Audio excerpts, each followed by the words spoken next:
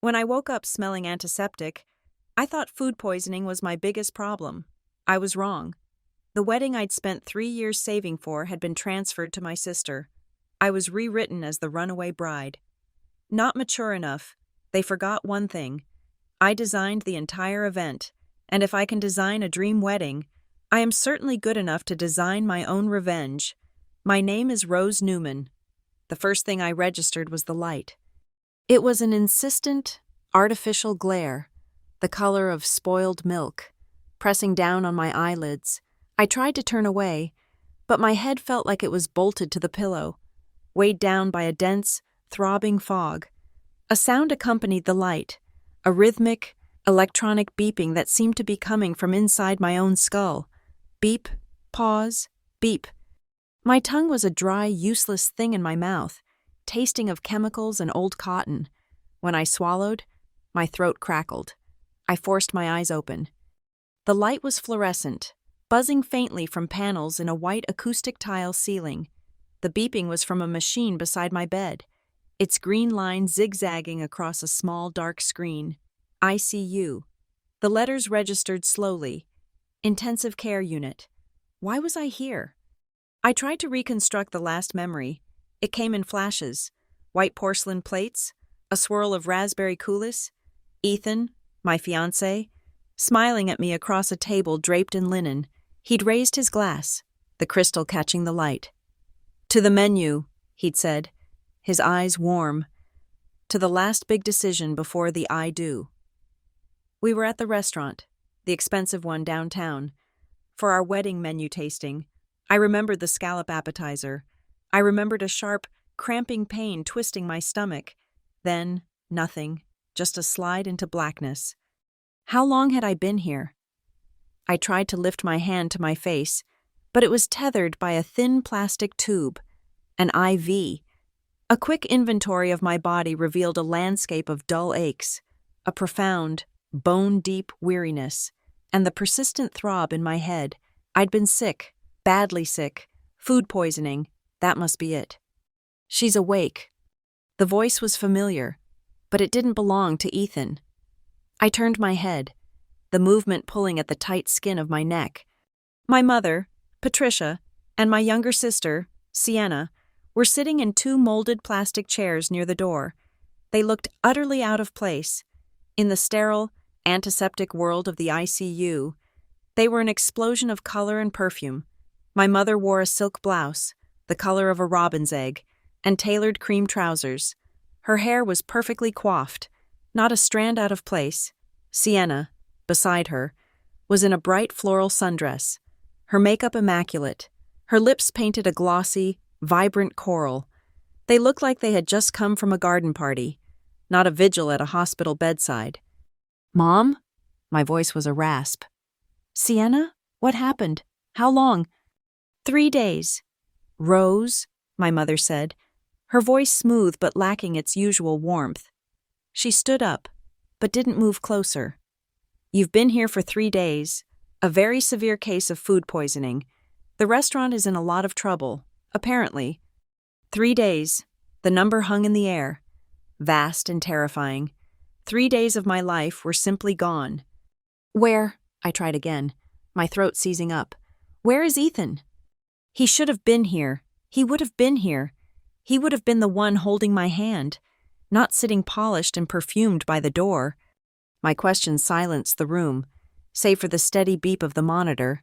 Sienna, who had been examining her fingernails, suddenly became very still. My mother's painted-on smile faltered for just a fraction of a second.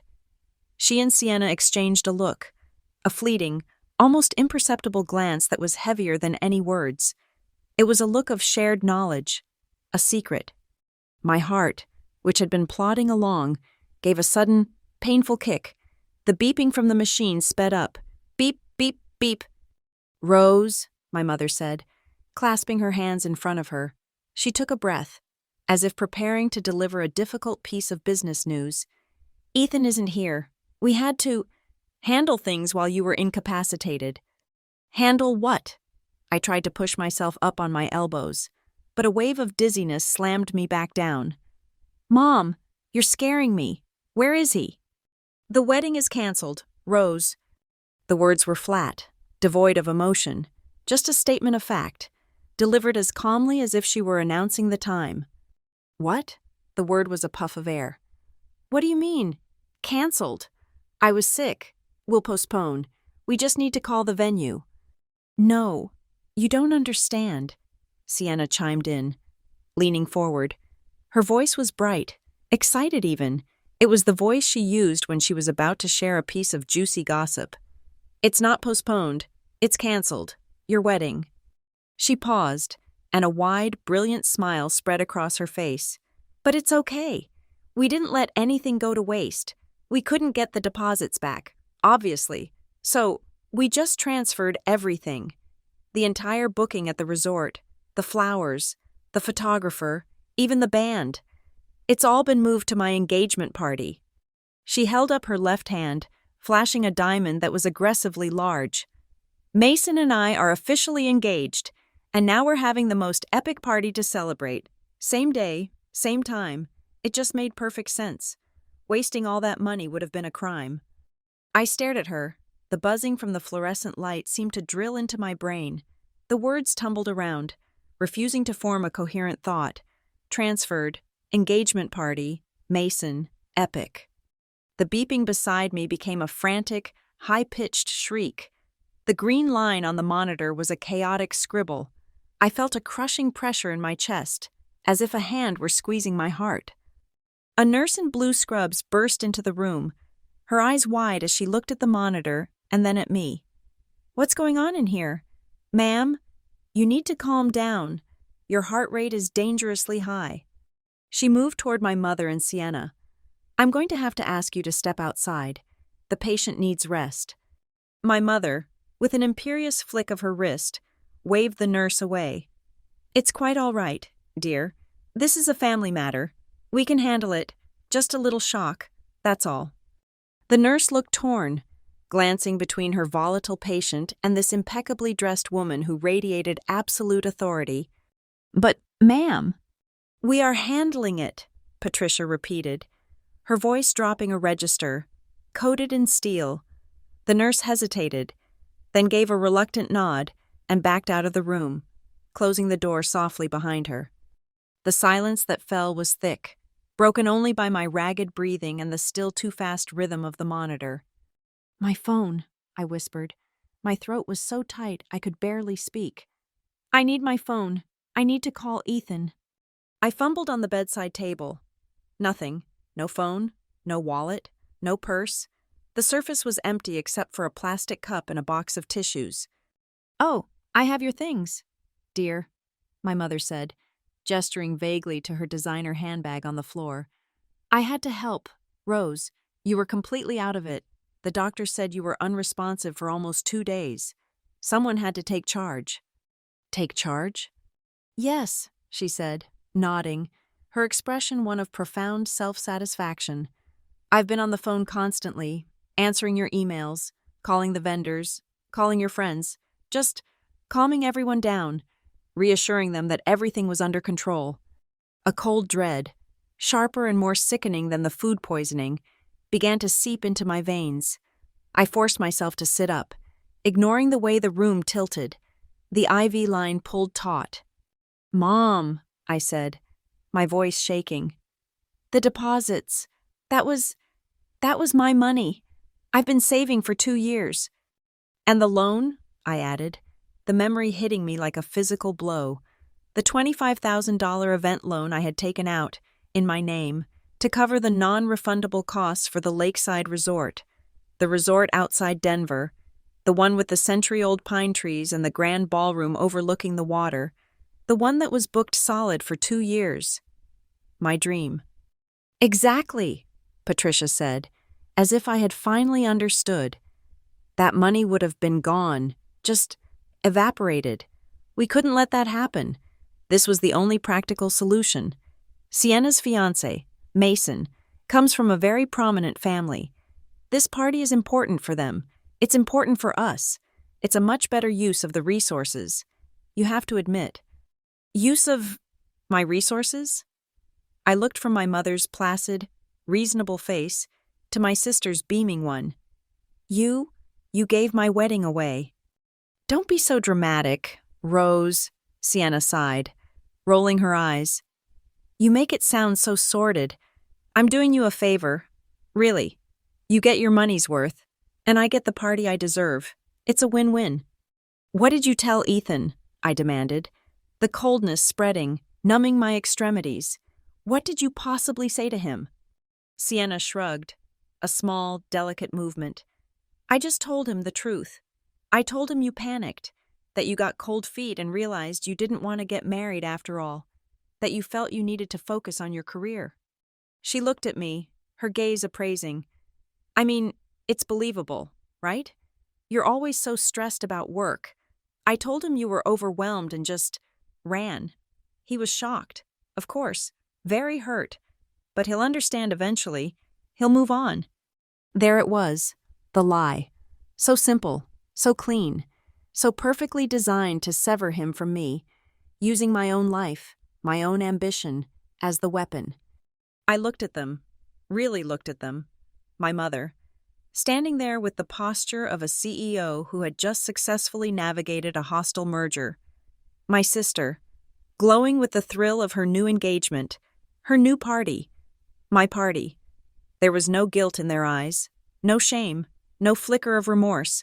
There was only expectation, the same expectation they always had, that I, Rose, the responsible one, the quiet one, the good daughter, would eventually sigh, nod, and understand, that I would absorb this, just as I had absorbed every other slight, every other time I was pushed aside for Sienna, the glittering, charming, younger one. I was supposed to be grateful that they had found such a practical solution. I was supposed to prioritize the family's image, Sienna's happiness, and the sunk cost of the deposits over my own heart. The beeping of the monitor had slowed. It was steady now. Each beat felt like a hammer blow, forging something new inside my chest, something cold and hard and incredibly heavy. I did not scream. I did not cry. I did not throw the plastic cup at their heads. I took a breath, letting the sterile air fill my lungs. I looked directly at my mother, then at my sister. "Get out," I said. The words came out in a low, ragged whisper, but they sliced through the room's smug atmosphere like a scalpel. Sienna's smile vanished, replaced by a confused pout. "What? Rose? Don't be—" "Get out of my room." I said it louder this time. The voice barely sounded like my own. It was hoarse, but it did not tremble. It was flat, devoid of the emotion they were expecting. It was an order. My mother's eyes widened. In all my 32 years, I had never spoken to her like that. I had never spoken to anyone like that. I was the peacemaker, the easy one. "Rose Newman," she began, her mother voice clicking into place. "You are hysterical. You are not yourself." I said, I locked my gaze on hers. "Get out, now." For the first time in my life, I saw my mother take an involuntary step back. She was stunned into silence. Sienna looked at her, then at me, her mouth hanging open. The power dynamic, the one that had governed our family for 3 decades, had just fractured. My mother grabbed her purse. Her face was a mask of indignation. "Fine," she snapped. "Fine. We will leave you to calm down. We'll come back when you are ready to be rational." She and Sienna swept out of the room, a swirl of expensive perfume and offended silence. The door clicked shut behind them, the sound unnaturally loud. I was alone. I lay back against the starchy, uncomfortable pillow, staring at the white ceiling. The fluorescent light hummed.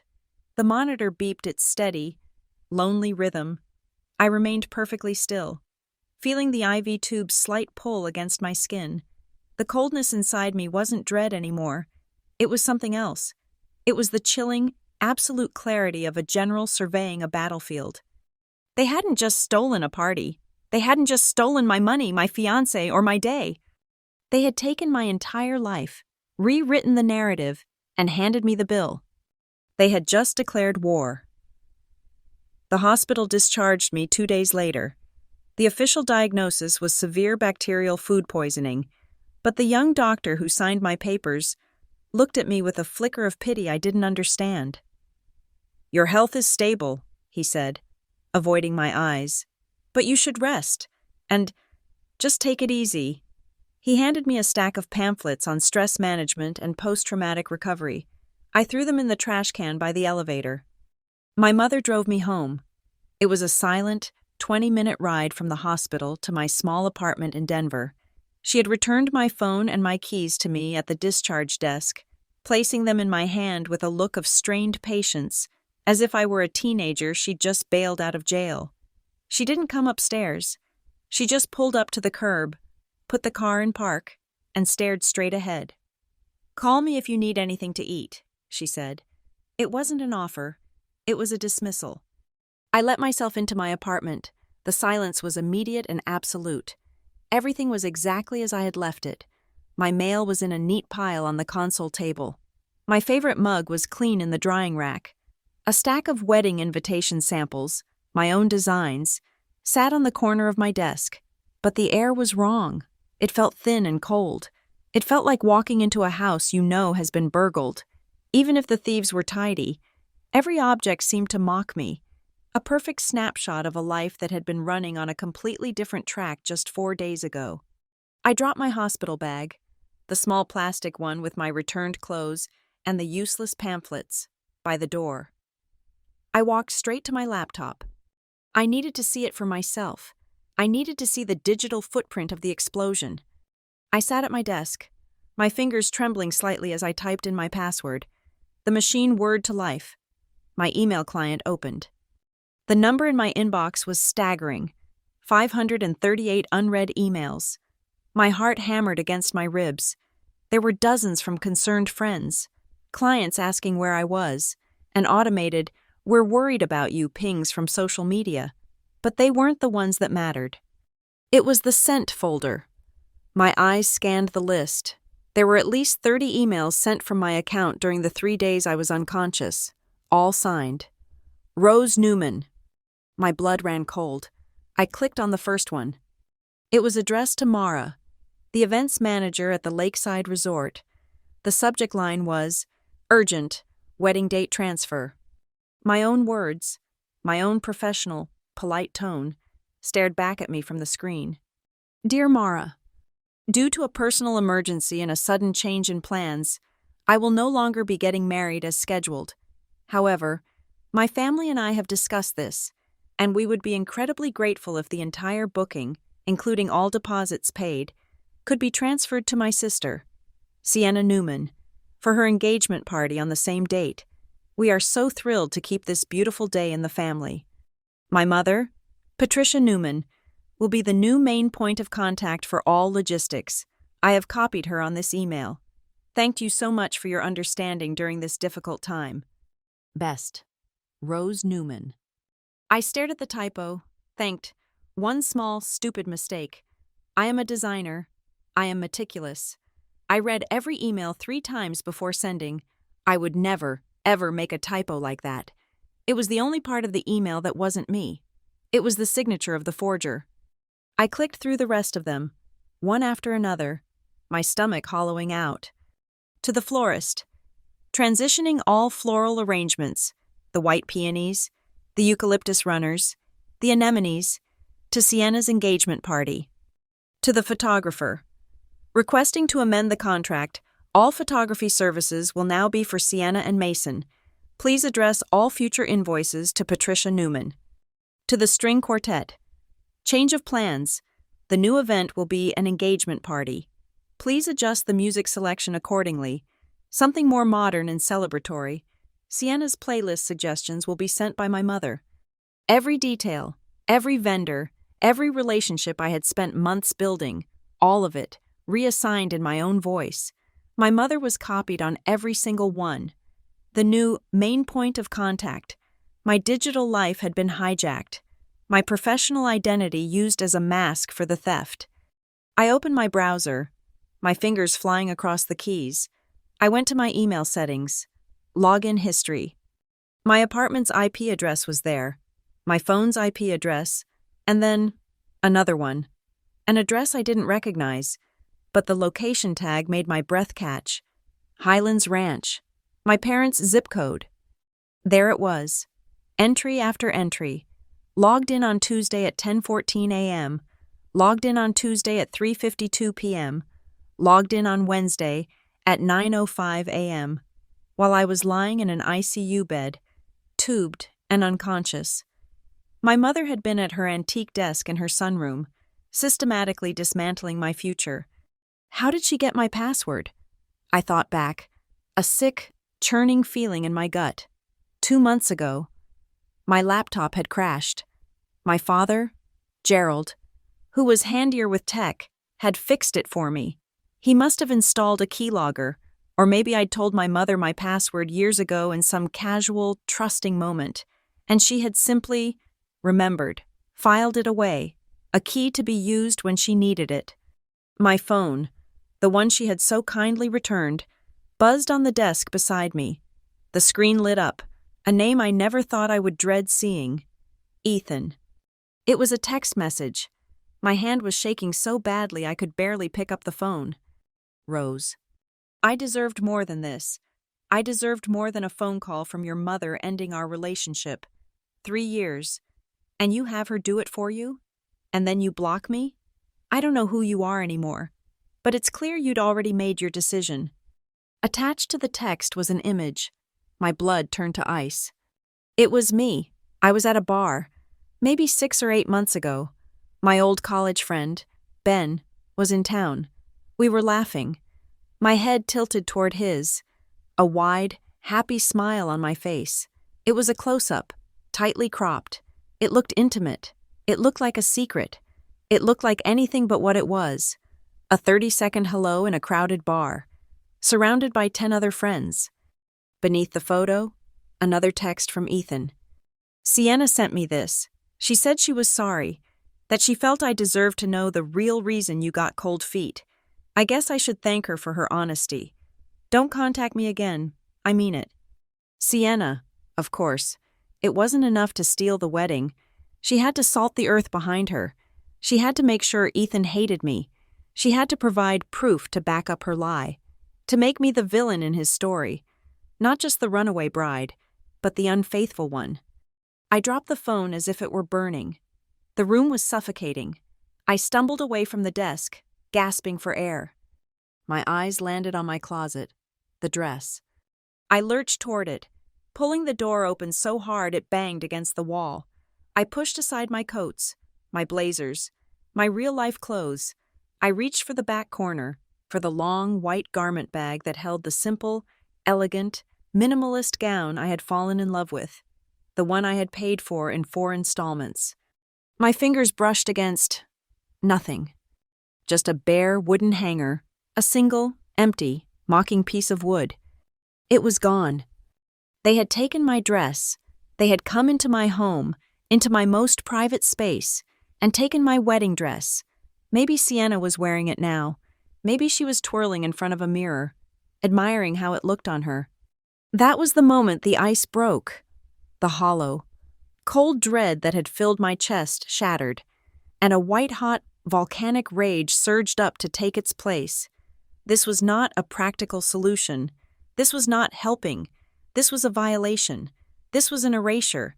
They hadn't just canceled my wedding.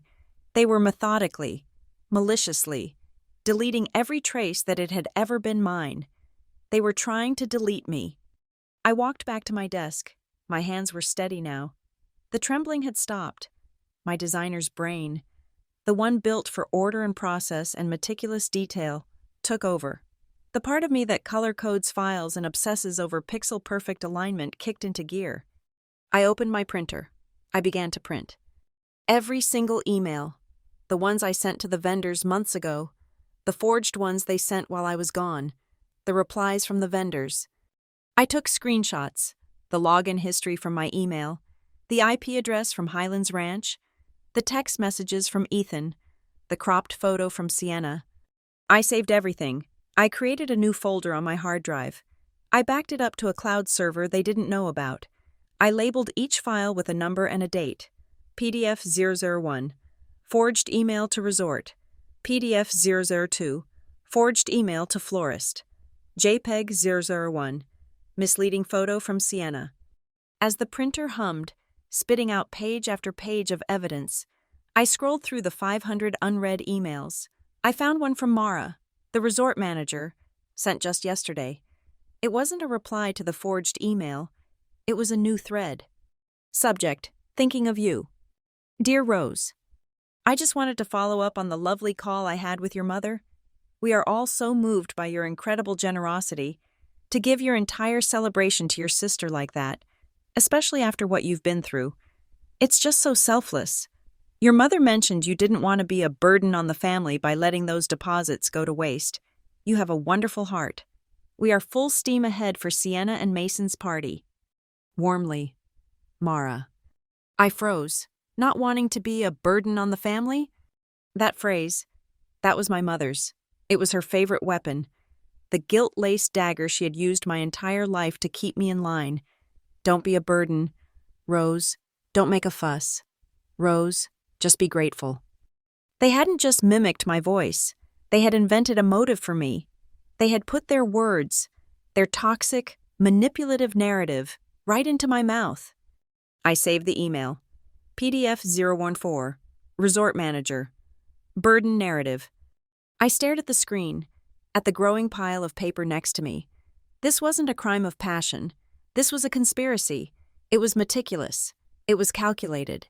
And it was executed with chilling precision. I opened a new, blank document, a text file. I centered the cursor. I typed a title, Wedding Theft, Timeline. I started with the date of the menu tasting. I logged the time I was admitted to the hospital. I logged the time of the first fraudulent email. I listed every name: Patricia Newman, Sienna Newman, Gerald Newman. This was not a family drama anymore. This was a case file. And I was going to be the lead investigator. I had been staring at the timeline on my screen for 3 hours, the cursor blinking hypnotically, when the sharp, insistent buzz of my apartment intercom cut through the silence. I froze. I wasn't expecting anyone. I hadn't spoken to anyone. I had become a ghost in my own home, surrounded by the paper printouts of my life's demolition. The buzzer went again. Longer this time, impatient. I walked to the panel, my bare feet cold on the hardwood floor. I pressed the talk button. Who is it? It's us, Rose, my mother's voice, tinny and bright, crackled through the speaker. We brought you some soup. Let us in. It's cold out here. Us. A wave of nausea, acrid and familiar, rolled through my stomach. I hit the door button before I could think. The action was automatic. A lifetime of conditioned obedience. Don't make them wait. Don't be rude. I stood in the center of my living room, my heart pounding a sick, heavy rhythm against my ribs. I heard the elevator ding, the sound of their voices in the hall, my mother's cheerful directives, Sienna's bored murmur, my father's low rumble. They were a united front. They had come as a delegation. The knock came, not a polite tap, but a firm proprietary rap, rap, rap. We are here. Open up. I walked to the door and turned the deadbolt. My hand felt disconnected from my body. I pulled the door open. They stood there, framed in the doorway, a perfect portrait of familial concern. My mother, Patricia, was in the center, holding a large Tupperware container of what smelled like chicken noodle soup. My father, Gerald, stood beside her, a white bakery box in his hands, his expression carefully neutral, and behind them, leaning against the doorframe, was Sienna, scrolling through her phone. Darling, my mother cooed, pushing past me into the apartment. You didn't answer your phone. We were so worried. You need to eat. My father followed, placing the box of pastries on my kitchen counter. Figured you could use some real food, Rosie. Sienna sauntered in last, finally looking up from her screen. Your hallway smells weird, she announced. And that's when I saw it. It wasn't the soup. It wasn't the pastries. It wasn't the casual insult. It was the ring. On Sienna's left hand, glittering under the track lighting of my entryway, was my engagement ring. It wasn't a similar ring. It wasn't a different ring. It was my ring, the one Ethan and I had spent 6 months designing with an artisan in Boulder. It was a one-of-a-kind, antique-style cushion-cut sapphire, the exact shade of a Colorado sky just before a storm. Ethan had held it up to my face, his eyes shining. "It's your color," he'd whispered. "It's the color of your eyes." Now, that square-cut blue stone, flanked by the two small, pear-shaped diamonds we had sourced from his grandmother's brooch, was sitting on my sister's hand. Her skin was tanner than mine. Her nails were longer, painted a garish, bright pink. The ring looked foreign. It looked captive. I must have made a sound, a small, choked gasp, because the room went silent. I couldn't tear my eyes away from it. Sienna, noticing my stare, had the audacity to hold her hand up, admiring the fire of the stones. She gave a small, dismissive laugh. "Oh, this?" she said, as if it were a cheap trinket. "Don't be so dramatic. Rose, I'm just holding it for you." She wiggled her fingers, making the sapphire flash. "You know, just until things settled down, it seemed like a bad idea to leave it lying around while you were, not yourself." The floor tilted. The smell of the chicken soup and the sweet, sugary scent from the bakery box collided, and I felt the same wave of dizziness I'd felt in the hospital. "I'm just holding it for you." The words echoed in my head, a casual, brutal theft disguised as a favor. "Sienna," my father's voice was sharp. He shot her a warning look. Then he turned to me, adopting the calm, reasonable tone he used for difficult clients. "Rose, let's all sit down. We came here to talk, to make sure you're seeing things clearly." He guided me to the sofa as if I were a fragile invalid, though his grip on my elbow was firm. My mother and Sienna sat opposite me in my two armchairs. They looked like an inquisition. "Rosie," Gerald began, leaning forward, steepling his fingers. "We need to talk about the practicalities of this situation. Your mother, we made a tough call, but it was the right one." I just stared at him, my mind still stuck on the blue stone on my sister's hand. "That money, Rose," he continued, "all those deposits, tens of thousands of dollars, it was all non-refundable. You know that. We would have lost every single penny. It would have been a financial disaster. Just gone." He paused, letting the weight of the disaster sink in. "And then Mason's family, the Westbrooks, they are a very important family in this city. Rose, this isn't just some party. This is an opportunity, an alliance, a chance to elevate the entire Newman family. We couldn't let that opportunity and all that money just vanish. It was the only logical, practical thing to do." "You logged into my email," I said. My voice was a dead, flat thing. The three of them exchanged a glance. It was Patricia who answered, her chin high. "Of course we did," she said, as if it were the most obvious thing in the world. "We are your emergency contacts. When you were admitted, the hospital gave us your personal effects for safekeeping. Your phone, your purse. We had a responsibility to manage your affairs while you were unconscious. Someone had to put out the fires." "Fires," I repeated, tasting ash. "You mean my life." "Don't be difficult, Rose," she snapped. "We did what had to be done. We protected you. We protected this family." "Did you ever," I asked, my voice dangerously quiet, "even for a second, think to ask me? Did you think to wait until I woke up?" Patricia let out an exasperated sigh, the sigh of a long-suffering mother. She reached forward and patted my knee, a gesture I instinctively flinched from. "Rose, darling," she said, her voice dripping with condescension. "I love you, but I know what's best for you, better than you do. You've always been the emotional one. You get overwhelmed. We couldn't risk you waking up and, I don't know, making a sentimental, foolish decision. We acted decisively. You should be thanking us." "Thanking you," I said. "Thanking you." "Yes," Gerald broke in, his reasonable tone fraying. "That $25,000 loan you took out? It's a non-issue. We're treating it as an investment. You're a talented designer.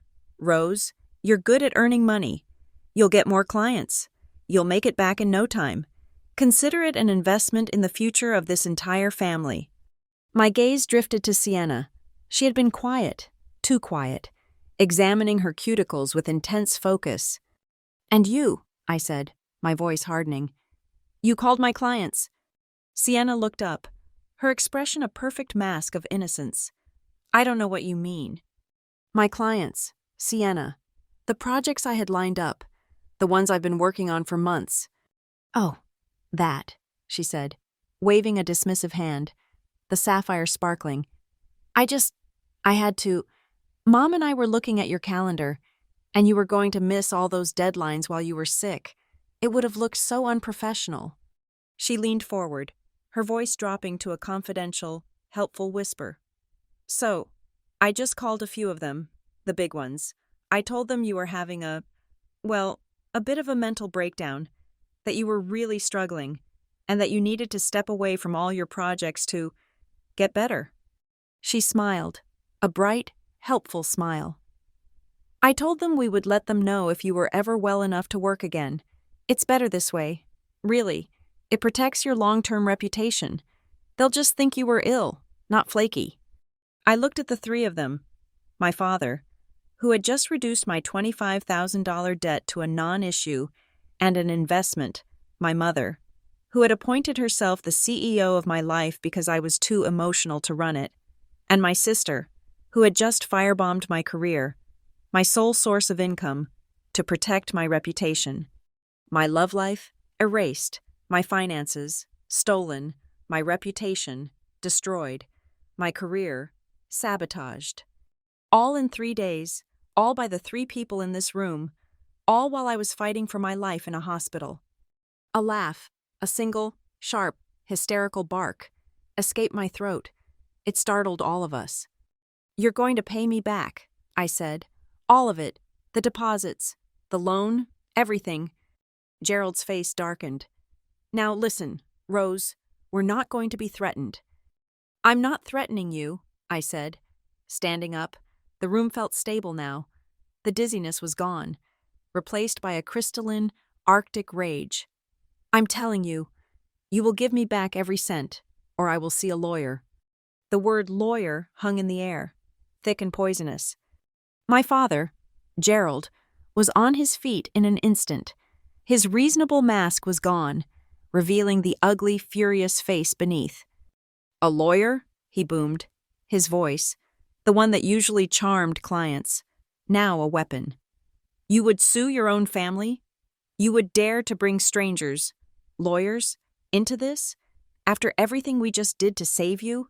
You ungrateful child, you tear this family apart, and I promise you, you will be on your own. Who do you possibly think will side with you over us?" "Gerald, calm down," Patricia said, placing a hand on his arm. But her eyes were on me. Her tactics shifted, the anger faded, replaced by a sudden, devastating vulnerability. Her eyes welled up with tears. "Rose," she whispered, her voice breaking. "How can you say that? After everything I've done for you, I gave you life. I raised you. I sat by your hospital bed while you were sleeping. Do you know how terrifying that was? And this is how you repay me? With lawyers? You are trying to break my heart." It was the classic 1-2 punch, my father's rage, my mother's tears, the threat of isolation, the crushing weight of guilt. It had worked on me my entire life. It was designed to make me fold, to apologize, to take it all back, to be the good daughter. But I wasn't that daughter anymore. She had died in the ICU. I didn't cry. I didn't yell. I turned, walked the 3 steps to my desk, and picked up the stack of papers I had printed earlier. The pile was neat, the edges perfectly aligned. I walked back to the coffee table and set the stack down between us. Pushing the Tupperware of soup aside, the top page was the login history, the Highlands Ranch IP address, highlighted in yellow. Patricia's tears stopped instantly. Sienna's jaw went slack. My father's face went pale. "I'm glad you're all here," I said. My voice was calm, It was steady. It was a voice they had never heard. It saves me the trouble of sending copies. I looked at each of them, one by one, meeting their shocked gazes. From now on, everything between us is on the record. The silence in the apartment was absolute. The only sound was the faint hum of the refrigerator and the sudden, frantic pounding of my own, resurrected heart. They left. They didn't slam the door. They closed it softly, which was somehow worse. It was the sound of a strategic retreat. My father took the soup. My mother left the pastries. A cold offering. I threw the box in the trash on top of the doctor's pamphlets. The days that followed were a new kind of hell. A quiet, digital, public execution. My phone, which I had begun to dread, started to light up. Not with calls, but with a swarm of text messages and social media notifications. They came in a trickle at first, then a flood. From an old college roommate, "Rose, I just heard what you did. You are an incredible sister. So selfless. Sending you so much love." From a former colleague, "Wow, just saw your mom's post. That is the most generous thing I've ever heard of. Sienna is one lucky girl. Hope you're doing okay." From my neighbor, Mrs. Petrov, "Dearest Rose, what a beautiful gesture of sisterly love. You have a good heart. Your mother must be so proud." Each message was a small, sharp paper cut. Each one praised me for a sacrifice I never made, for a nobility I didn't possess. They were congratulating me for my own mugging. I was being buried alive under an avalanche of compliments. I knew where it was coming from, with a sick, hollow feeling. I opened Instagram. I didn't have to look far. My mother's account, usually a curated feed of gardening triumphs and charity luncheons, was at the top of my feed. The photo was bright, taken outdoors, clearly at the lakeside resort. There they were, Patricia, Sienna, and Mason, all grinning, their arms around each other, the sparkling water and pine trees, my pine trees, framing them. My mother was radiant. Sienna was glowing. Her hand, my ring, placed proprietorially on Mason's chest. The caption, written by Patricia, was a masterpiece of narrative warfare. "So incredibly proud of my girls," it began. "Life brings unexpected changes, but our family knows how to find the blessing in them. When our wonderful older daughter, Rose, bravely realized she wasn't quite ready to take the next big step, she made the beautiful decision to let her younger sister, Sienna, have her own dream moment. We are so thrilled to be celebrating Sienna and Mason's engagement. It just shows that when you lead with love, family always comes first. Feeling so blessed to have daughters who know how to put family above ego." I read it 3 times, bravely realized. Beautiful decision.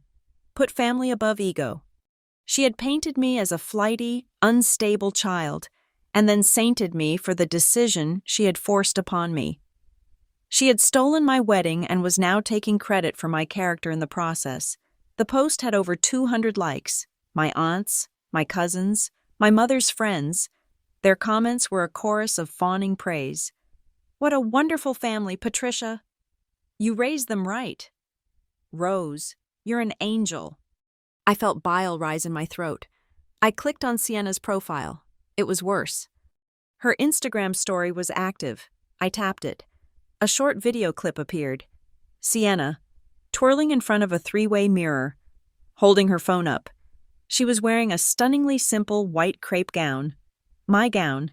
She was in my dress, in the exact fitting room at the bridal boutique where I had stood, tears in my eyes, saying yes to it just 2 months prior. She had even added a sticker to the video, a pink, glittering heart that read, "Best big sister in the world." My own friends, people who were supposed to be my bridesmaids, had commented, "OMG, Sienna, amazing. This is the best story ever. Rose, you're the greatest." They were commenting on Sienna's post, congratulating her for my generosity. They hadn't even bothered to text me directly to ask if I was okay. They just accepted the story. Why wouldn't they? It was so touching, so Rose. I was a ghost. I was a footnote in my own life. I was being written out, reduced to a convenient plot device. The selfless older sister, in the glittering, thrilling story of Sienna's perfect engagement to her rich fiancé. They hadn't just stolen the set and the props. They had stolen the starring role and cast me as a blurry, out-of-focus background extra. The house of cards they were building was meticulous, and I finally understood their choice of weapon. On Thursday, my business line rang. It was a number I recognized instantly. Marcus Thorne. He was a corporate events planner, one of my oldest and most lucrative clients. I had been designing his company's annual gala materials for 5 years. "Rose?" he asked, his voice hesitant. "Is that you? Are you okay to talk?" "Marcus," I said, trying to force strength into my voice. "It's so good to hear from you. I'm so sorry. I was in the hospital." "So it's true." "Then," he cut in, his tone shifting from concern to professional. "Rose, listen, I'm really sorry about what's going on. Your sister, Sienna, called my office." My blood ran cold. "She did what?" "She called," he said, sounding uncomfortable. "She told my assistant that you were going through a severe mental health crisis related to your wedding, that you were emotionally unstable and were canceling all your current contracts. She said you were starting intensive therapy and would be, well, out of commission indefinitely." I was speechless. My hand gripped the receiver so tightly my knuckles went white. "Rose?" he prompted. "Look, I had to be sure. Is it true? Did you have a breakdown? Are you canceling the gala project?" A severe mental health crisis. It was the perfect, insidious lie. It was unverifiable. It was cloaked in the language of concern. Who would dare to question it? To challenge someone's mental health would be cruel, insensitive. It immediately painted me as the unreliable one, the fragile one, and them as the supportive, protective family trying to manage a delicate situation. It explained the canceled wedding, the transferred contracts, my silence. It explained everything, and it defamed me completely, all while making them look like saints. "Marcus," I said, my voice shaking with a rage so cold it burned. "That is not true. I was hospitalized for severe food poisoning. My family took advantage of the situation." There was a long pause on the other end. "Rose," he said finally, his voice full of pity, and I knew I'd lost. I understand. You're going through a lot. Of course you'd be defensive." He didn't believe me. The lie was better. It was simpler. We've had to move on with another designer. "Rose," he said gently, "we're on a tight deadline. I'm so sorry. I truly hope you get the help you need." He hung up. I stared at the phone. Get the help you need. Sienna hadn't just sabotaged my career. She had given my family the ultimate alibi for their theft. I sat back down at my desk.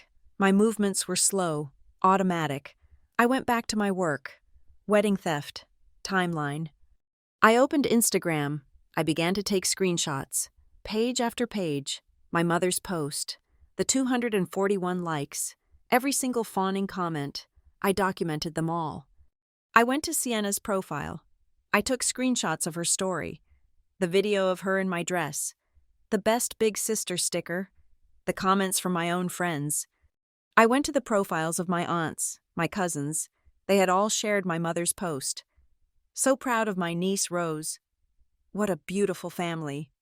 I was documenting my own character assassination. I saved every file, numbering them sequentially. JPEG 015. Patricia Newman. False narrative post. JPEG 016. Comment thread. Aunt Clara. JPEG 017. Sienna Newman. Stolen dress story. I noted every place Patricia or Sienna used words like unstable, overwhelmed, not ready, financially unreliable. They were building a legal case against me, painting me as an untrustworthy narrator in my own life. And Ethan? I had tried to call him, of course, the first day back from the hospital. I had called him 5 times. Each call went straight to voicemail. I sent him a long, frantic text. "Ethan, it's all a lie. Please, you have to believe me. Call me. They stole it." The message sat there, delivered, unread. Now, as I sat at my desk, I opened our text history. It was just gone. My messages were still there, but his name was just a phone number. His picture was a gray, empty circle. I searched his name on Facebook, on Instagram. Nothing. No results found. He had blocked me, on every platform. He had erased me. Just like that. A 3-year relationship. The man I was going to marry in 2 months. The man who knew me better than anyone. He had believed them. He had believed a single, cropped photo and a phone call from my mother over 3 years of his life with me. He was gone, as if he had never existed. I sat there in the silence of my apartment, staring at the screen. This was it. This was how they won. They had the money. They had the venue. They had the ring. And now they had the story. If I did nothing, if I just sat here and let my rage curdle into despair, this version would become the truth. In the eyes of the world, of my friends, of my ex-fiancé. I would forever be the unstable older sister who had a breakdown and bravely gave her wedding away. My own family had rendered me homeless in my own life. The despair was a physical weight, pressing down on my chest, making it hard to breathe. I was completely, utterly alone. And then, a small ping came from my laptop. It wasn't a text. It wasn't a Facebook notification. It was a direct message on Instagram, from an account I barely recognized. I clicked it. My heart stopped. The username was Luca Vero Films. Luca, the videographer, the quiet, artistic man I had hired after watching his portfolio, the one I had met with for coffee, explaining my vision for the wedding video. Candid, emotional, full of real moments. His message was short. Rose, I know this is weird. I've been getting a lot of confusing emails from your mom and sister. I just went to the resort today to scout for Sienna's engagement party, and something feels really off. I need to talk to you. I have something you need to hear. I had my audio recorder running to test the room acoustics, just on a side table. They didn't know the mic was hot. This is not your family being supportive. You need to call me. I stared at the message, a single pinprick of light in an absolute, suffocating darkness. The mic was hot. For the first time since I woke up in that hospital, I felt something other than rage or despair. It was cold. It was sharp. It was hope. The first person who didn't buy the story, the first person who wasn't blood, the first person who had reached out to me. I grabbed my phone. My hands were perfectly steady as I typed his name and his number into the keypad. I suggested we meet at a small, neutral ground cafe downtown, one with dark wood and poor lighting, tucked away on a side street. It wasn't the kind of place my mother or sister would ever be seen. It was perfect. Luca arrived exactly on time, looking even more uncomfortable than he had sounded on the phone. He was a tall, thin man in his late 20s with kind, anxious eyes and a camera bag that seemed permanently attached to his shoulder. He slid into the booth opposite me, placing a large, external hard drive on the table between us. It landed with a soft, heavy thud. "Rose," he said, his voice low. "Thanks for coming. Man, this is weird. I'm the one who should be thanking you, Luca." He fumbled in his bag and pulled out a folded document, sliding it across the table. "I brought this. I don't know why. It felt like it was still yours." I unfolded it. It was our original contract. The header, in his elegant, branded font, read, "Videography services for Rose Newman and Ethan Price." Seeing our names linked like that, in print, felt like a punch to the gut. It was a relic from a life that had been canceled. "They wanted me to sign a new one," he explained, running a hand through his hair. "For Sienna and Mason. I haven't signed it yet. I kept telling them I needed to review the terms." "You said you had an audio file," I prompted, my voice quiet, urgent. "Yeah." He nodded toward the hard drive. "So, I went to the resort yesterday, like they asked. to scout the ballroom for their party. I had my digital recorder with me, an H6. I just wanted to get some room tone, test the acoustics for where the band would be. I set it on a side table in the lounge area, hit record, and left it on standby. I went to the ballroom with the manager. I was gone for maybe 20 minutes. He took a deep breath. When I came back, your mother and sister were in the lounge, and someone else, an older woman. They were having coffee. They didn't see the recorder. It's small, black, nondescript. They were just talking, loudly. I packed up my gear and left. I didn't even think about it until I was back in my studio, dumping the files. He pushed the hard drive and a set of professional-grade headphones toward me. The file is on the desktop. It's called Lakeside Test.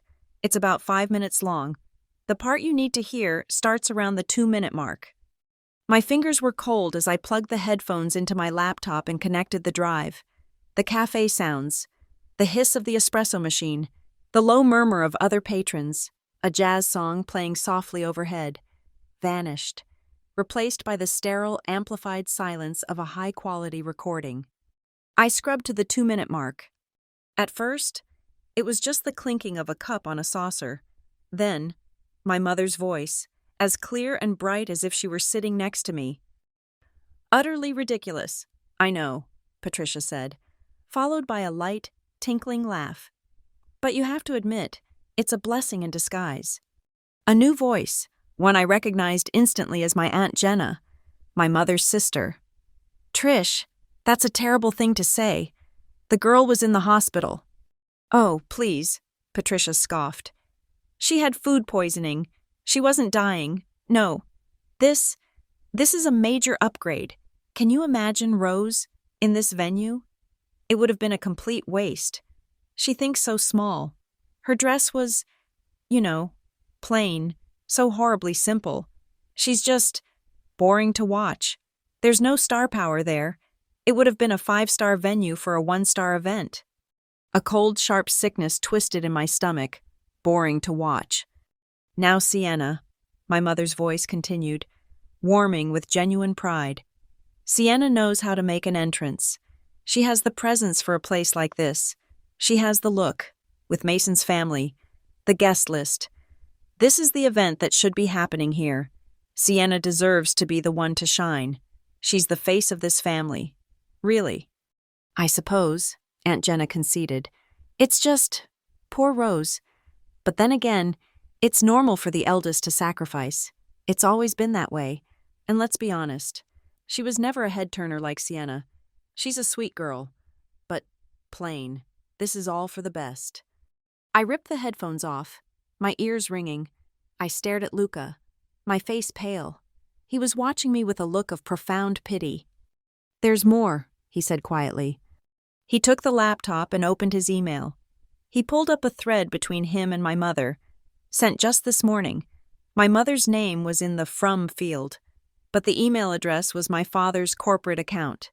They were getting smarter, trying to hide the trail. The subject was admin and final files. Luca. "Thank you again for your flexibility. To avoid any confusion for the new event, we request that you please delete all previous files, timelines, and contracts bearing Rose's name. This is purely an administrative request to keep our records clean. For your trouble, and to ensure your complete discretion moving forward, we will be adding a $5,000 bonus to your final payment. Please send confirmation once the files have been purged. Best, Patricia Newman." $5,000, a bribe, a bonus for discretion. They weren't just covering their tracks. They were actively trying to destroy evidence. "I didn't reply," Luca said, closing the laptop. I can't be a part of this. I'm a storyteller, Rose, and this is a sick story." He looked at the original contract, the one with my name on it, still sitting on the table. "I have a little sister," he said, his voice thick. "She's a graphic designer, too, just starting out. If my own mother, ever did this to her, I don't know what I'd do, but I wouldn't stay quiet." He pushed the hard drive toward me. "Keep it. The file's on there. And that email, it's your evidence. My original contract is yours. 2. I'm canceling on them. I'll tell them it's a scheduling conflict. I'll eat the deposit. I don't care. I'm not filming that party. Tears, hot and sudden, pricked at the back of my eyes. It wasn't just the audio or the email. It was his decency. The simple, profound decency of a stranger who had more moral courage than my entire bloodline. He was willing to lose a high-paying gig, to risk whatever blowback my mother might send his way, all for a principle. "Luca," I whispered, my voice breaking. I don't know how to thank you." "You don't have to," he said, zipping up his empty camera bag. "Just go get them. Don't let them get away with this." He stood up, gave me a small, sad smile, and walked out of the cafe, leaving me alone with the hard drive, the contract, and the first real weapon I had. I sat there for a long time, the weight of the hard drive in my lap feeling like an anchor. When my phone rang an hour later, I almost didn't answer. I didn't recognize the number, but Luca's courage had given me a small spark. I hit accept. "Am I speaking with Rose Newman?" a woman's voice asked. It was professional, but strained. "This is she. Rose, this is Mara. Mara Jensen, from the Lakeside Resort. I'm the events manager." My heart stopped. "Mara, hello?" There was a long pause. I could hear her take a shaky breath. "Rose," she said. I think I've made a terrible mistake, and I need to fix it." "What do you mean?" I asked, my voice guarded. "Your mother," she said, and the word came out in a rush. "She was so insistent. When she called, she said you were in the hospital, that you were distraught. She said you had given her your verbal power of attorney to handle all your affairs. She said you and Ethan had a terrible fight and that you had called off the wedding. She was so convincing. She had your email password. She even had your father get on the line to confirm the financial details. It all seemed messy, but legitimate." I stayed silent, letting her talk. "But it was all so fast," Mara continued, her voice getting stronger. "She was pushing, hard, to have the contract name changed to Sienna immediately, not amended, a new contract, with the same dates, but all deposits transferred. I told her I needed your signature to release the funds. She forged it. Rose, she sent me a scanned document with a signature that I now realize does not match the one on your original contract." My knuckles were white on the edge of the table. I felt sick about it ever since," Mara said. "It all felt so frantic, not like grief, but like a corporate takeover. And then, when Patricia told me to destroy your original file, to avoid confusion, I couldn't." "You still have it?" I breathed, my heart hammering. "Yes," she said. "I kept it, the original, signed contract between the resort and Rose Newman and Ethan Price. I told my assistant to file it under archived instead of shredding it. I have a digital copy of the forged signature she sent, and I have the entire email chain, every single directive she gave." "Mara?" "I am so sorry, Rose," she said, and I could hear genuine remorse in her voice. "I let myself get bullied by your mother. I should have waited. I should have called the hospital. I am going to email you everything, right now, a sworn statement of what happened, a scan of the original contract, a scan of the forgery, and the full email thread. You can use it however you need to. My job might be on the line for this, but I don't care. What she did was fraud, and I let it happen." The email pinged on my laptop before we even hung up. I went home, and the dam broke. That evening, I received a call from my florist, a 60-year-old woman named Brenda. "Dearie," she said, "Patricia's story never sat right with me. I've been in this business for 30 years. A bride doesn't just transfer her peonies. I've got all her messages. They're yours." An hour later, an email from the band leader. "Rose, we felt incredibly uncomfortable with your mother's explanation. We're a small outfit. We stand by our clients. Here's our entire correspondence with her. We will happily provide a statement. The photographer, the calligrapher, the rental company, one by one. They reached out. Every person I had hired, every small business owner I had trusted, had sensed the rot beneath my mother's story. They had seen the practical solution for what it was, a theft. That night, I didn't sleep. I sat at my laptop, but I wasn't the victim anymore. I was an architect. I created a new master folder on my hard drive. I backed it up to 3 separate, secure cloud accounts. I labeled the folder in simple, clean, capital letters. Receipts. I saved the audio file from Luca. I saved the email threatening him. I saved Mara's statement. I saved the scan of my original contract and the scan of my mother's forgery. I saved the email chains from the florist, the band, the photographer. I saved every screenshot of my mother's lies on Instagram and every screenshot of Sienna in my dress. I organized them. I numbered them. I cross-referenced them. The timeline I had started was no longer just a journal of my pain. It was an index, an indictment. For the first time in my life, I stared at the names Patricia Newman and Sienna Newman without feeling small, or plain, or boring. I didn't feel rage. I didn't feel sadness. I felt the cold, clean, satisfying click of a high-stakes power dynamic shifting, definitively, in my favor. They had their story, but I, finally, had the truth. My receipts folder was a weapon.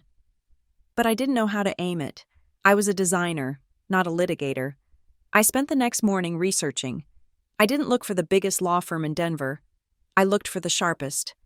I found her through a referral from a former client, a woman who had gone through a vicious business dispute with her own brother. Her only comment was, "Naomi Briggs doesn't just fight. She dismantles." Naomi Briggs's office was not what I expected. It was in a quiet, older building, filled with dark wood, shelves of thick legal books, and surprisingly, modern art. Naomi herself was a woman in her 50s, impeccably dressed in a sharp gray suit, with a keen, intelligent gaze that missed nothing. She didn't offer fake sympathy. She offered me a cup of black coffee and said, "Start at the beginning. Assume I know nothing." I laid it all out. I walked her through the timeline, the hospital, the locked email, the social media campaign. I showed her the forged signature from Mara. I showed her the screenshots of Sienna in my dress. Finally, I plugged my headphones into the hard drive from Luca. "You need to hear this," I said. "This is the why." I watched her face as she listened. She didn't flinch. Her expression remained neutral, analytical.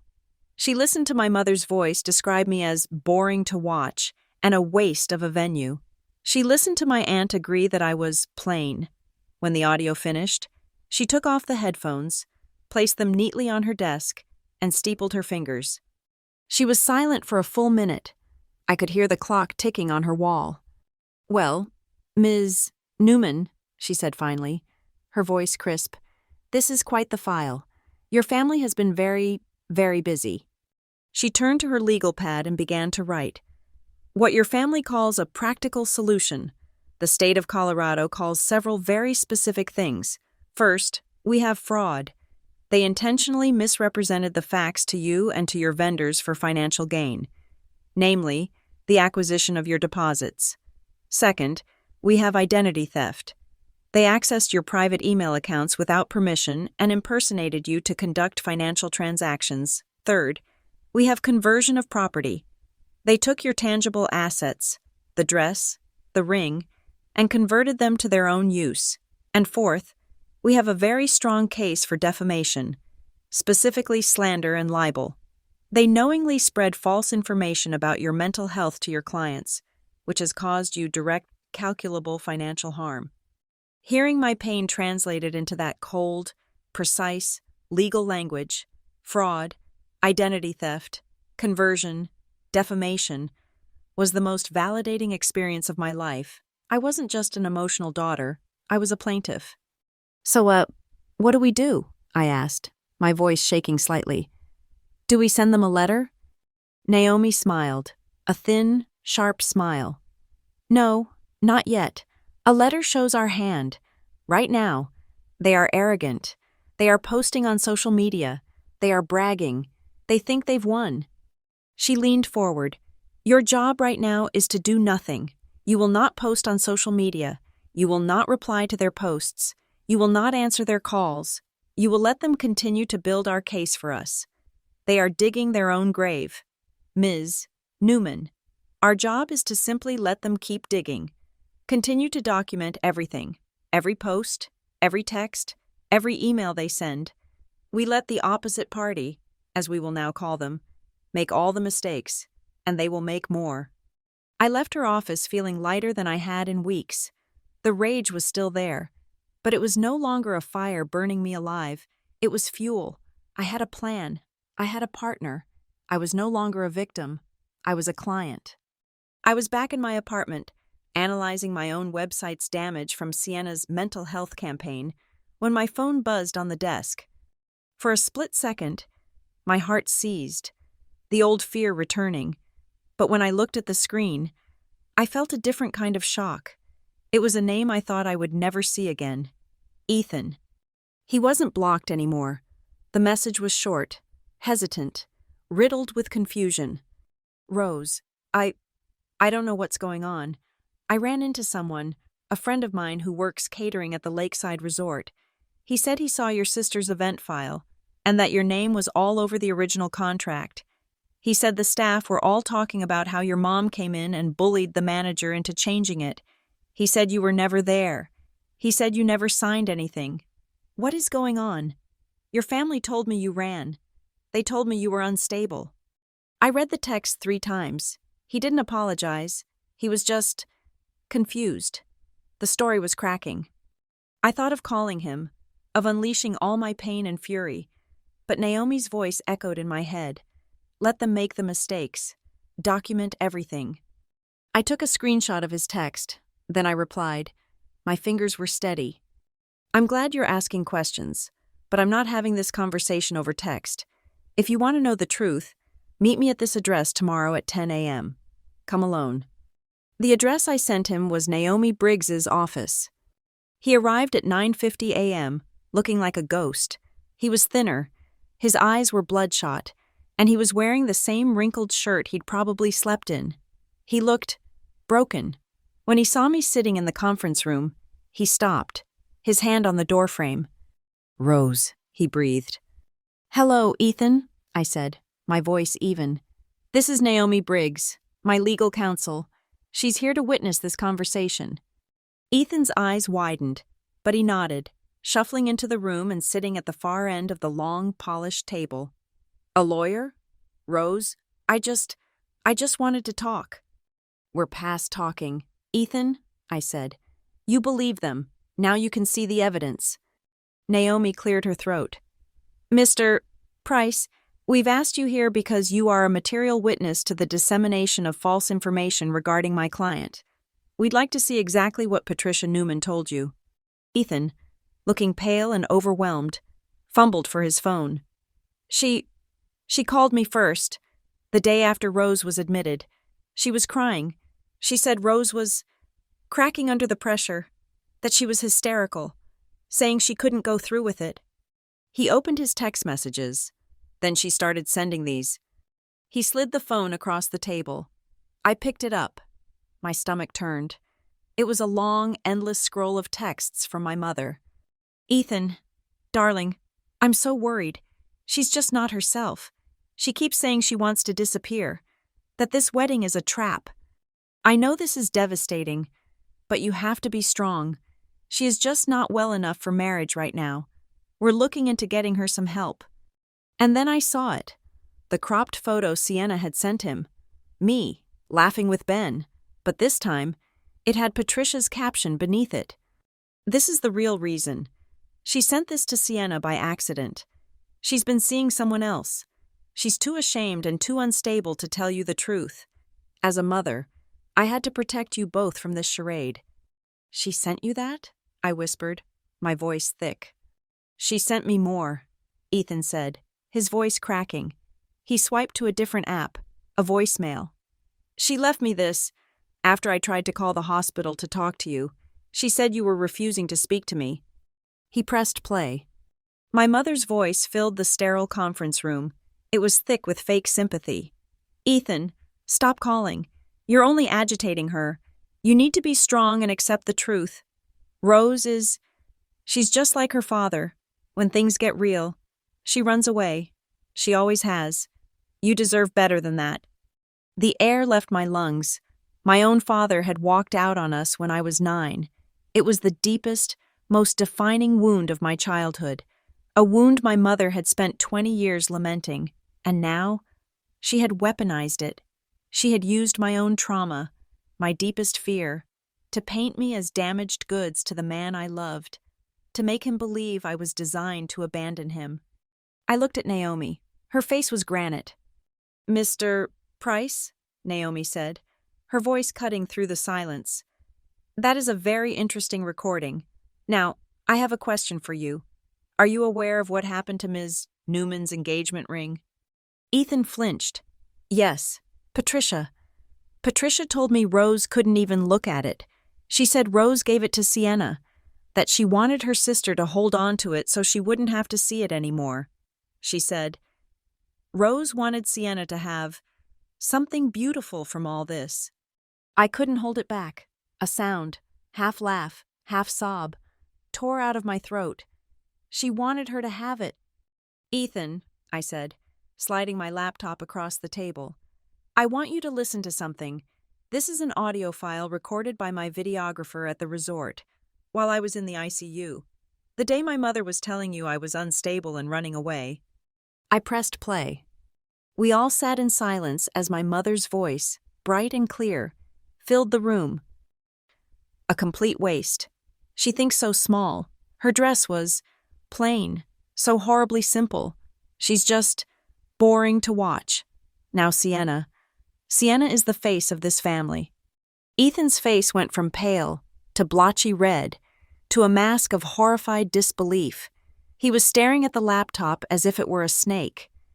He listened to my aunt call me plain. He listened to my mother talk about the upgrade. When the file ended, he didn't speak. He just stared at the table. "They sent emails," I said, my voice dead. "From my account. While I was unconscious, they forged my signature on a contract to transfer the $25,000 I borrowed, plus all my deposits. They stole my dress from my closet, and they told you I ran away." Ethan made a low, strangled sound. He covered his face with his hands, his shoulders shaking. "Oh my God," he whispered into his palms. "Oh my God. Rose, what did I do? I believed her. I believed all of it. She's your mother." He looked up, his eyes wrecked with a mixture of fury and a profound, sickening self-loathing. She's your mother. I never thought, how could I not? I left you. I blocked you. I believed them." "Yes, you did," I said. Naomi slid a legal pad and a pen across the table. "Mr. Price," she said, her voice neutral, "my client does not need your apology right now.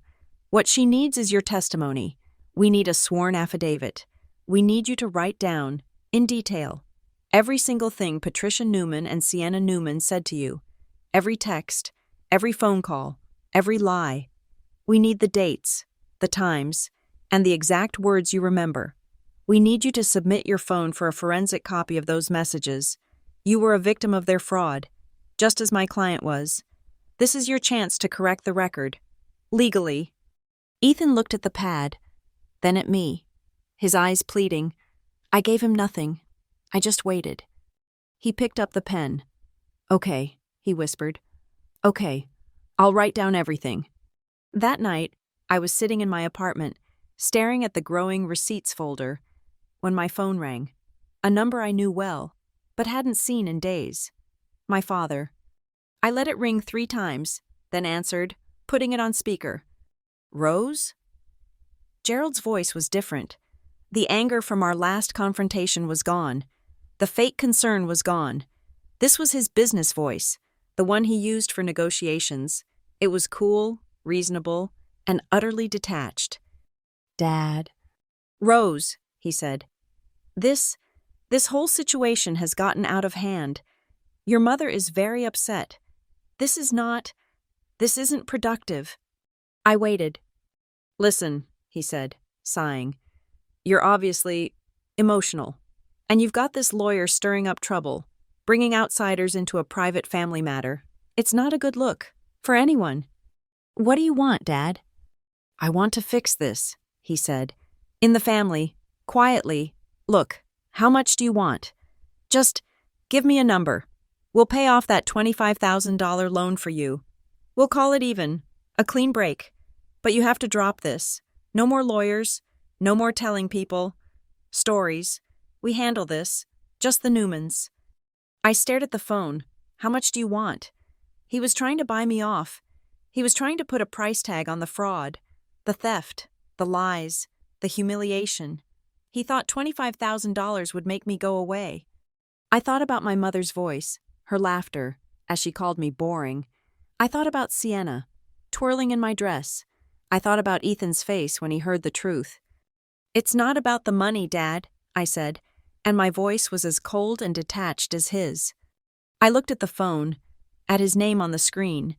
He was offering to call it even, as if he were settling a disputed invoice. He still didn't understand. They hadn't just stolen my money. They had tried to steal my name, my reputation, and my story. And that was the one thing I was determined to take back.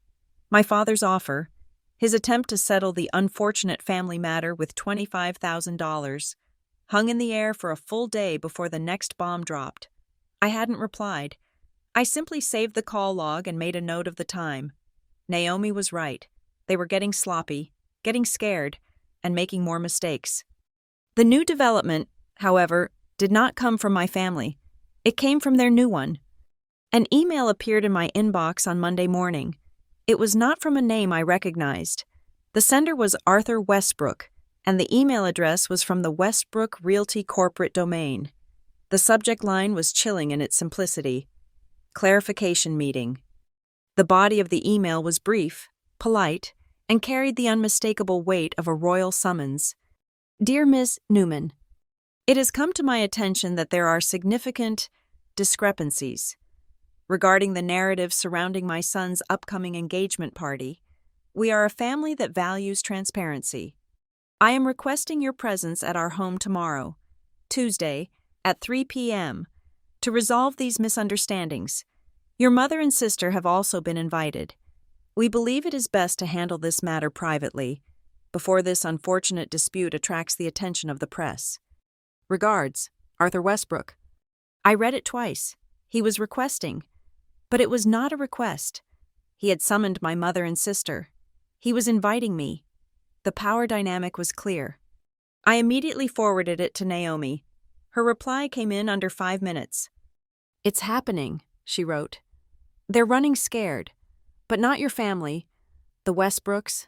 I did a search. Westbrook Realty is preparing for an IPO in the next quarter. The last thing they need is their son's engagement tied to a public lawsuit involving fraud, identity theft, and defamation. Patricia must have gone to them, fed them her fragile daughter's story to get ahead of this, and now they're doing damage control to protect their brand. This is our opening. I called her. What's the plan, Naomi? The plan is simple, she said, her voice crisp and energized. We are going. You will bring the entire receipts folder, printed, bound, and triple-checked. I will accompany you, not as your lawyer. The email invited you. I will be your friend. Ms. Briggs, I am there as your support and as a witness.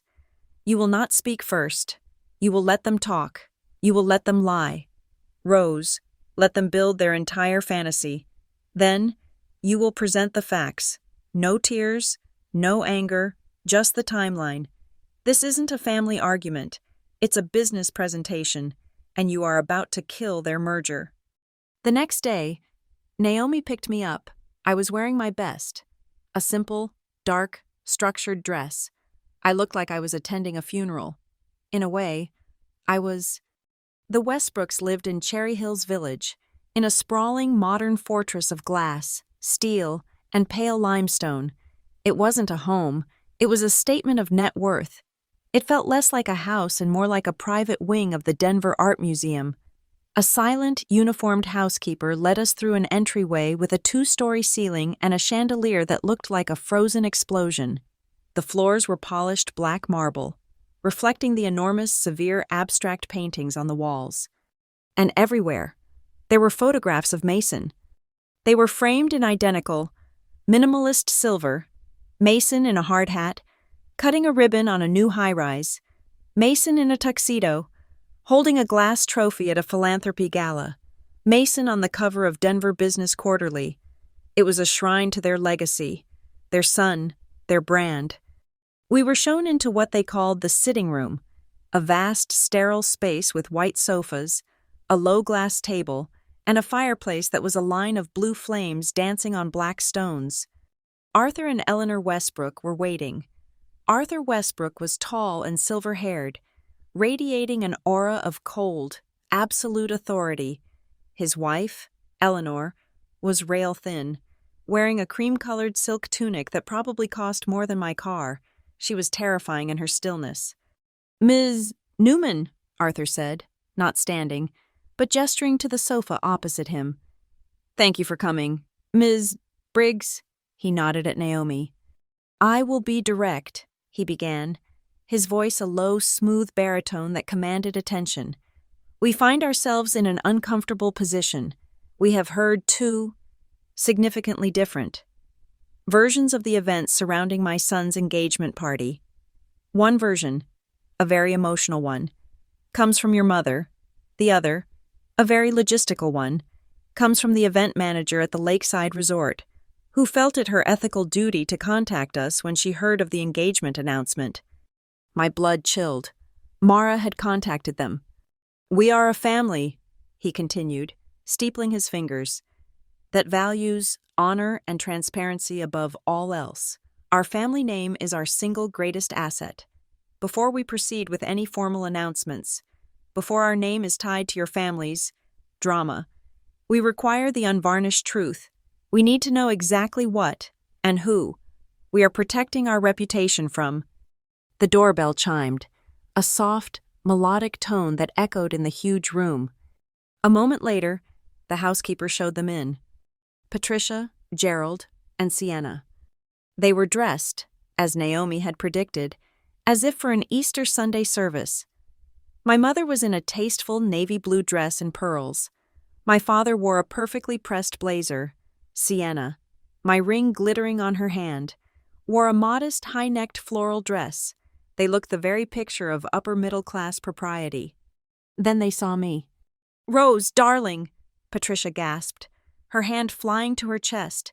She rushed over, her arms outstretched, aiming for a hug I had no intention of accepting. I didn't flinch. I just remained seated. And her hands landed awkwardly on my shoulders before she pulled them back, flustered. "Oh, goodness," she twittered, turning to the Westbrooks. "She didn't tell us she was coming. Oh, Rose, you know we've been so worried sick, not knowing where you were." She smiled brightly at Naomi. "And you brought a friend. How lovely."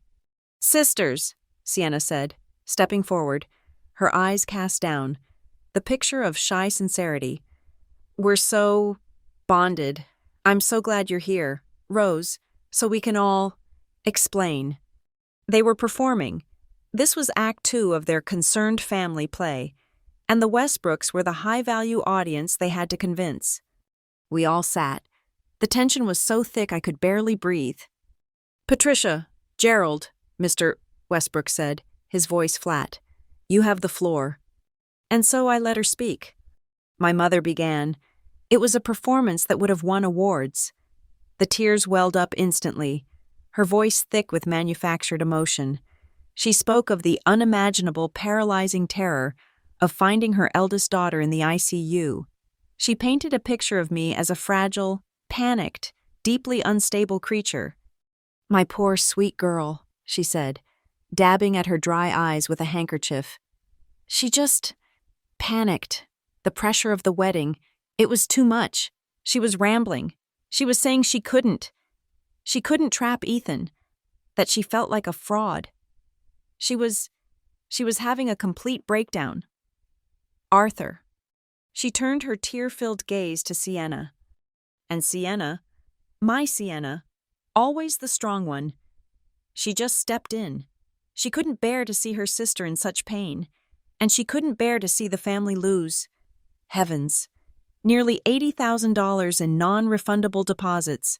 It would have ruined us. She reached out and squeezed Sienna's hand.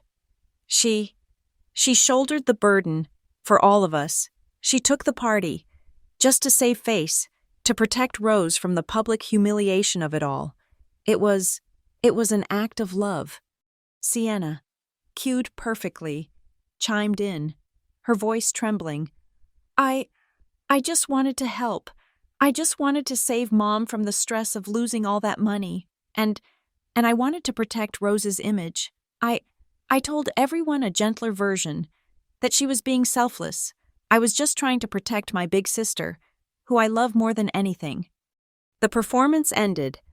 Patricia was sniffing into her handkerchief. Gerald was staring at the floor, the perfect image of a stoic, pained father, burdened by his unstable daughter. Mr. Westbrook was completely unmoved. His face was a mask of polite neutrality. He nodded slowly, a single, sharp dip of his chin. Thank you, Patricia. A very moving story. He turned his entire body, the expensive white sofa groaning slightly, to face me. His gaze was intense, analytical. He was a shark that had just listened to a minnow's sad story. Ms. Newman, he said, now it is your turn. This was it. My heart was a cold, hard drum against my ribs, but my hands were perfectly steady. Naomi, sitting beside me, gave me the slightest, imperceptible nod. I did not cry. I did not raise my voice. I did not look at my family.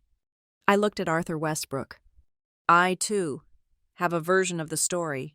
Mr. Westbrook, I said, my voice clear and cold in the cavernous, silent room. But mine doesn't require tears. It only requires facts. I leaned forward and placed my black leather briefcase on the low, glass and steel coffee table. It clicked open. From it, I removed the bound folder. The cover simply read, Lakeside Resort, Timeline and Documentation. I will not present a performance, I said. I will simply present a timeline. You are a businessman. I believe you will find this easy to follow. I opened the folder. Patricia's face was white. Gerald looked like he was going to be sick. Sienna was frozen, her mouth slightly open. Exhibit A, I said, placing a document on the glass table.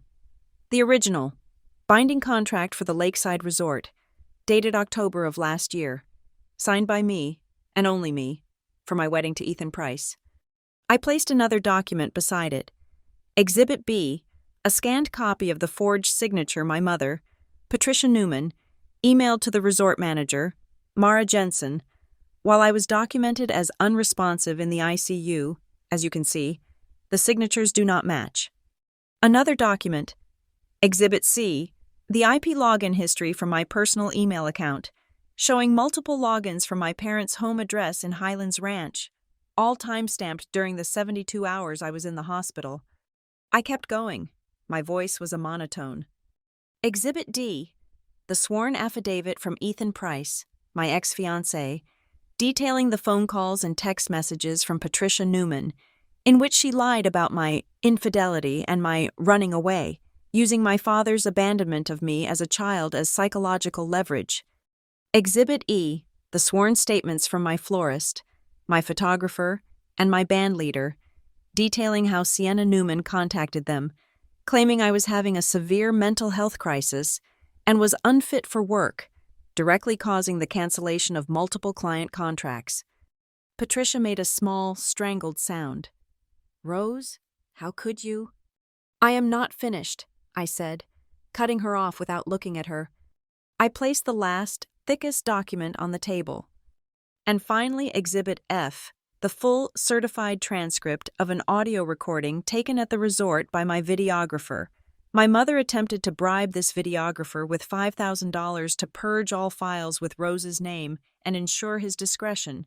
He declined. I let my gaze travel from Arthur to Eleanor Westbrook. I won't bore you with the entire 30-minute conversation, Mr. Westbrook, but I will highlight a few key phrases for context. This is my mother, Patricia Newman, speaking to my aunt. I looked down at the page and read, my voice projecting, clear and steady. Can you imagine Rose in this venue? It would have been a complete waste. She thinks so small. Her dress was plain, so horribly simple. She's just boring to watch. There's no star power there. Now Sienna. Sienna has the presence for a place like this. Sienna is the face of this family. I closed the folder. The silence that fell was absolute. It was heavier and colder than the marble floor. Sienna was visibly trembling, her face ashen. Patricia was staring at me, her eyes wide with a new, raw expression, pure, animal panic. Gerald had his eyes shut, his hand covering his mouth. Eleanor Westbrook, who had not said a single word, slowly turned her head. Her gaze, which had been neutral, was now arctic. She looked at Patricia, then at Sienna, with an expression of pure, unadulterated contempt that was more violent than any scream. Arthur Westbrook's face had hardened. The polite host was gone, replaced by the ruthless CEO who was about to liquidate a toxic asset. He looked at my family, not at me, at them. The politeness was gone. His voice was quiet, but it was the most dangerous sound I had ever heard. Patricia, he said. Gerald, get out of my house. Arthur Westbrook did not move for a long, heavy moment. His gaze was fixed on the white, bound report on his glass table, the one titled, Receipts. The room was so silent I could hear the faint, artificial hiss of the blue flames in the fireplace. When he finally looked up, his eyes were not on me. They were locked on my family. What I see here, he said, his voice quiet but resonating with cold authority, is not a touching story of family sacrifice. He looked directly at Patricia, his eyes flat and devoid of any warmth. This is a calculated, fraudulent conversion of assets, executed for perceived social gain. This is the systematic defamation of one person to elevate another. This is, to put it in terms you might understand, Patricia, the ugliest kind of business. My mother opened her mouth, a small, desperate O forming. But before she could speak, Eleanor Westbrook, the silent, silk-clad wife, leaned forward.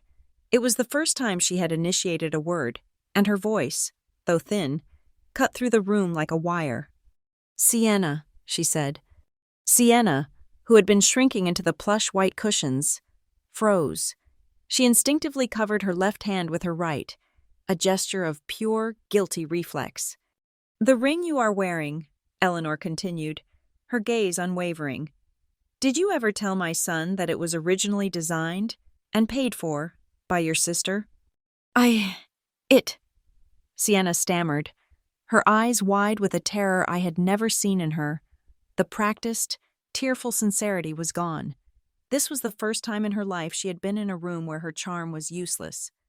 Mom, I was just holding it for her. Like I told her. Rose, tell them. That's not what you told me, a new voice said, dull and hollow. We all turned. Mason, who had been sitting by the window as still as the sculptures, finally spoke.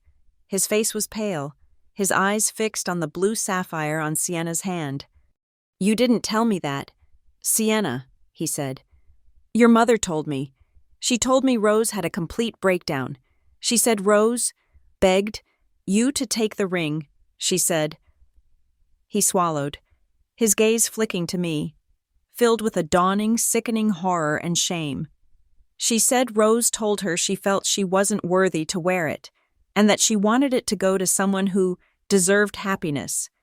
The lie was so grotesque, so psychologically twisted, that it sucked the air from my lungs, to feel unworthy, to beg her to take it. Before Patricia could spin this new, horrific lie, Naomi leaned forward and placed a second, much thinner folder on the glass table. That Mr. Westbrook? Naomi said, her voice calm and professional. is what we call aggravated defamation, and it makes our next step much simpler. This, she slid the folder toward my father, is a draft of a settlement agreement.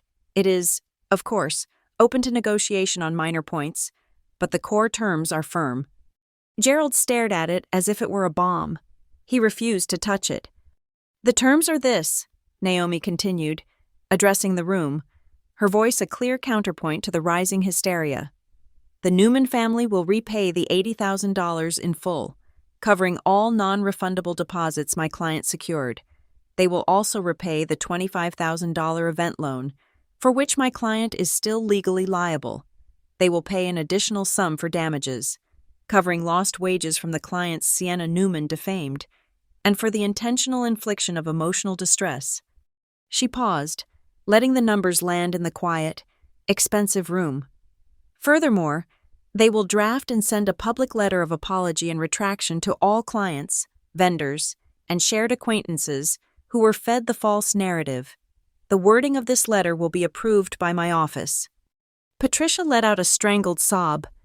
If this agreement is not signed within 24 hours, Naomi concluded, Ms.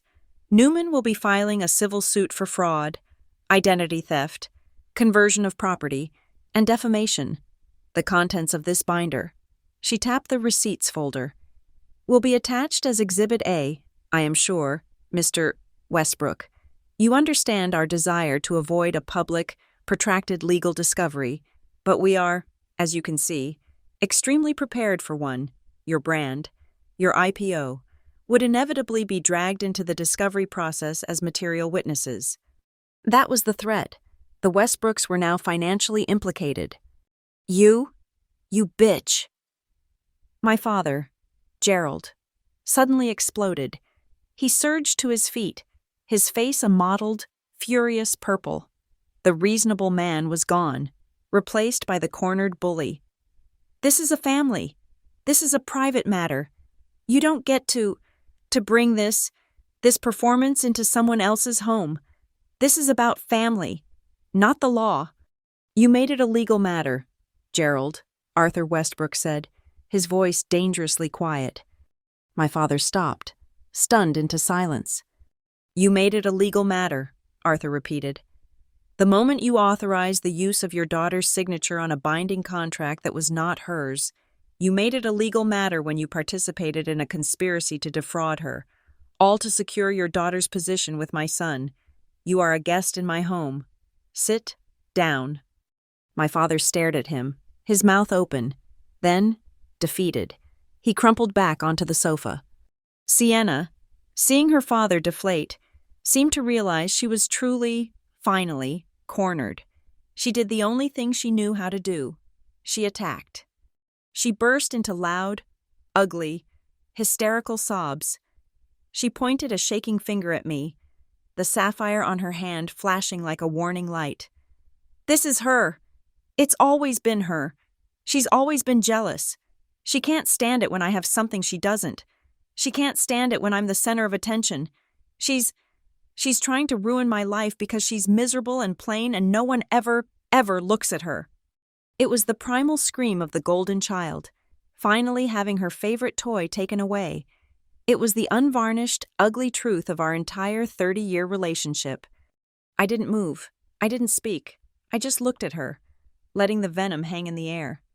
Naomi, however, sighed. Ah, the jealousy defense. She picked up her phone, which had been resting on the table. I suppose that leads to this. She pressed a button. It was another audio snippet. Short, clear, my mother's voice, not tearful this time, but casual, conspiratorial, the voice she used when gossiping with her friends. It's fine. Just make sure it looks good on Instagram. That's all that matters. As for Rose, don't worry about her. She's used to it. She's always been the one to take the loss. She'll get over it. She's used to it. She's used to taking the loss. Mason, who had been watching Sienna's meltdown with a growing look of revulsion, flinched. His face was a mask of sudden, sick comprehension. He looked at Sienna, really looked at her, as if for the first time. Then he looked at Patricia, who was now staring at Naomi's phone in pure, unadulterated terror. I need to make a phone call, Mason whispered, his voice hoarse. He stood up, unsteady. He didn't look at anyone. He just walked out of the room, past the silent housekeeper, and through a set of towering glass doors that led to a vast, empty stone patio. We watched through the glass as he stood in the harsh afternoon light, his back to us. He wasn't making a call. He pulled his phone from his pocket, but he just stared at it, his thumb moving. I knew exactly what he was doing. He was rereading the texts from Patricia. He was reevaluating every lie he'd been told, every Rose is unstable message, every faked piece of proof. The room sat in suspended animation. My father was rubbing his temples, his eyes closed. Sienna was rocking back and forth, hiccuping, her mascara starting to run. Eleanor Westbrook spoke again, her voice cutting the silence. Ms. Briggs, your terms are insufficient. Naomi raised an eyebrow, genuinely surprised. A private letter of retraction is not enough, Eleanor said, her cold eyes fixed on Patricia. They built this lie in public. They will tear it down in public. She looked at her husband. Arthur, I want this as a condition of our silence, a public recanting, on the same social media platforms they used to spread the lie. A full public post, explaining that Ms. Newman did not run away, was not unstable, but was in fact the victim of their arrangement. They will state the truth, verbatim as we approve it, or this agreement is void, and we will protect our name. This was worse than the money. For my mother, public image was her currency, her religion. This was a public execution. The glass door slid open. Mason walked back in. His face was pale, scrubbed clean of all emotion. He looked exhausted. He walked to the center of the room, not looking at Sienna, but at his parents. It's off, he said. Sienna's crying stopped with a sharp, choked gasp. What? Mason? Baby? What are you talking about? What's off? The party, he said, his voice flat. The engagement, the wedding, it is all postponed, indefinitely. He finally turned to look at her. His eyes were dead. I cannot build a marriage on this. I cannot build a life on a foundation of theft and fraud and this kind of cruelty. I will not have my family name associated with this. It's over. No! Sienna shrieked. It was a sound I had never heard. A raw, animal sound of pure, primal loss. No, Mason, you can't. She did this. She planned this. She's ruining us. She lunged for his arm, but he pulled away from her touch as if she were on fire. No, he said, his voice final. You did this. You and your mother. This was the final breaking point. Patricia, seeing her daughter's entire future, the Westbrook name, the IPO, the social elevation, evaporate in front of her, leaped to her feet. Her face was contorted, unrecognizable, a mask of pure, desperate fury. She wasn't looking at the Westbrooks. She was looking at me. You! She screamed, her voice cracking, echoing in the vast, perfect room. You did this. You couldn't just let her be happy. You couldn't just take the loss. You have destroyed your sister's future. You have ruined everything. All of this over one stupid party. Her shriek hung in the air, pathetic and wild. I looked at her. The woman who had called me boring and plain. I looked at my sister, who was now weeping into her hands, my stolen ring still on her finger. And I felt nothing, just quiet. It was Mr. Westbrook who spoke, his voice low and final, already turning away. Get them out of my home, Eleanor! Naomi and I stood up. We gathered our papers. No one in that room, not Arthur, not Eleanor, not Mason, and certainly not me, thought it was just a party anymore. Naomi and I walked out of the Westbrook fortress into the blindingly bright afternoon. We didn't speak. We got into her car, the doors shutting with a heavy, final thud. We sat in the silence for a long moment, the air conditioning humming, the smell of expensive leather filling my lungs. I just stared at the perfect, manicured lawn, at the house of glass and steel.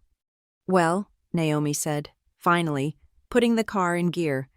"That was efficient." The email from my father, Gerald, arrived in Naomi's inbox the next morning, just before the 24-hour deadline. It was not sent from his account, but from his lawyers. It was one sentence long. "Ms. Briggs, my clients, Gerald and Patricia Newman, will agree to the terms of the settlement, including the public retraction, pending your final draft." They had folded, cornered by the threat of a public lawsuit and the absolute ironclad certainty of the Westbrooks turning on them. They had no other move to make. Over the next 2 weeks, the money began to transfer. It was a sterile digital process. First, a wire for the $25,000 to pay off the event loan, then, a larger wire for the $80,000 in deposits, which Naomi had successfully argued should be paid by them, not just returned from the vendors. Finally, a sum for damages, for my lost clients, my stolen property, and what the law called emotional distress, that was substantial enough to buy me an entire year of peace, an entire year without financial panic. I watched the numbers climb in my bank account. I was, on paper, whole again. I was, in fact, better off. I had won. I had taken back everything they had stolen. But as I sat at my laptop, staring at the balance, I felt nothing. No joy, no triumph, just a vast, cold, echoing quiet. The numbers in my bank account couldn't undo the look in Ethan's eyes when he'd believed I had betrayed him.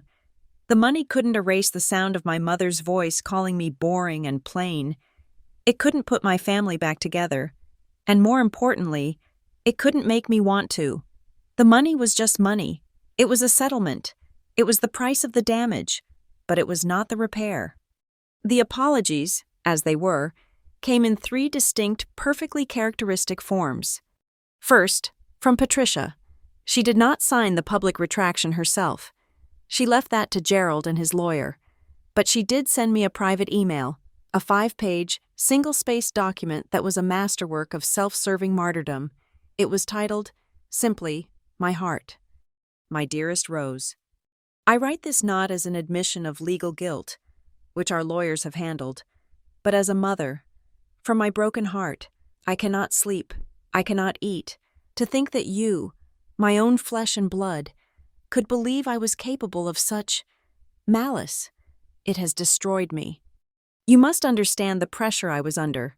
Your father, the Westbrooks, the money. It was an impossible situation. I have always had to be the strong one, for everyone. I have always had to make the hard choices. Did I make a mistake? Perhaps, but it was a mistake born of love, a mistake born of a fierce, protective desire to see all my children shine. I only ever wanted what was best for you. I have sacrificed my entire life for you and your sister. I have built this family from nothing, and to see you tear it all down, to bring in lawyers, to humiliate us in front of those people. It is a betrayal I will never truly understand. I forgive you for your part in this, for your anger. I only hope that one day, when you are a mother, you will finally understand what it means to make these kinds of sacrifices. I read the entire rambling, narcissistic manifesto. The words, "I'm sorry," were not present. The words, sacrifice, pressure, love, and betrayal appeared 14 times. She had painted herself as the victim of my lawsuit. I was the one who had betrayed her. I deleted the email. Second, from Gerald. His was, like the settlement agreement, delivered via his lawyer. It was a 2-line addendum. Rose, I have done what I had to do to close this matter. From this point forward, your private life is your own. Do not involve me or your mother in it again. It was not an apology. It was a severance package, an emotional and financial uncoupling. He was cutting his losses. He had done the cost-benefit analysis and found that I was no longer a profitable asset. I replied, noted. Third, from Sienna. This one came late at night, a week after the money had cleared. It was not an email. It was a voice message, sent through Instagram, from which she had not yet blocked me. I pressed play. Her voice was thick, not with remorse, but with a familiar, wine-fueled, self-pitying rage, and she was weeping. "Rose, you just had to win, didn't you?" she sobbed, her words slurring. "You couldn't just let me have this one thing. You couldn't just let me be the one. You took the spotlight. You always do. You ruin everything by being so sad and wronged all the time." There was a sniffle, a sound of her gulping back a breath. Mason left me. He said he can't trust me. He said I'm like my mother. You did that. You put that in his head. You ruined my entire life. I hope you're happy. I hope you're happy with your stupid money. I hate you." The message ended. She didn't apologize. She didn't acknowledge the theft, the lies, the ring. She was not sorry for what she did. She was only sorry she got caught. She was only furious that I had taken away her prize and, in the process, shattered the perfect family mirror she had been holding up to the world. I listened to it twice, then I saved the file. Audio VM Sienna No Remorse. And then, one by one, I blocked them. Patricia Newman, Gerald Newman, Sienna Newman. I blocked their numbers. I blocked their email addresses. I blocked them on every social media platform. I erected a digital wall, clean and absolute. The silence that followed was deafening, and it was the sweetest sound I had ever heard. The only family member I did not block was my Aunt Jenna, the aunt who had, on the audio, agreed I was plain. 2 days after the meeting at the Westbrooks, she had sent me a text. "Rose, I am so ashamed. I was a coward. I sat there and let your mother talk. I will never forgive myself. I am so sorry." I hadn't replied, but I didn't block her. She was the only one who had used the word sorry. There was one last thread to tie. I texted Ethan, "Are you free for a drink? My treat." We met at a quiet, dark bar in a different neighborhood, a place with no memories. He looked older. The frantic, broken energy from Naomi's office was gone, replaced by a deep, quiet sadness that had settled into his bones. "Hey," he said, not meeting my eyes. "Hey," I said. "Thank you for the affidavit. It was the most important piece." "I'm glad it helped," he said, staring into his beer. "Rose, You don't have to," I said, and I meant it. "I don't need another apology. Ethan, I'm drowning in apologies that aren't real. Yours is, I know that, but it's not what I need." "What do you need?" he asked, finally looking at me. His eyes were clear. The man I loved was still in there. "I needed to know what you did with the ring," I said. He nodded, as if he'd been expecting this.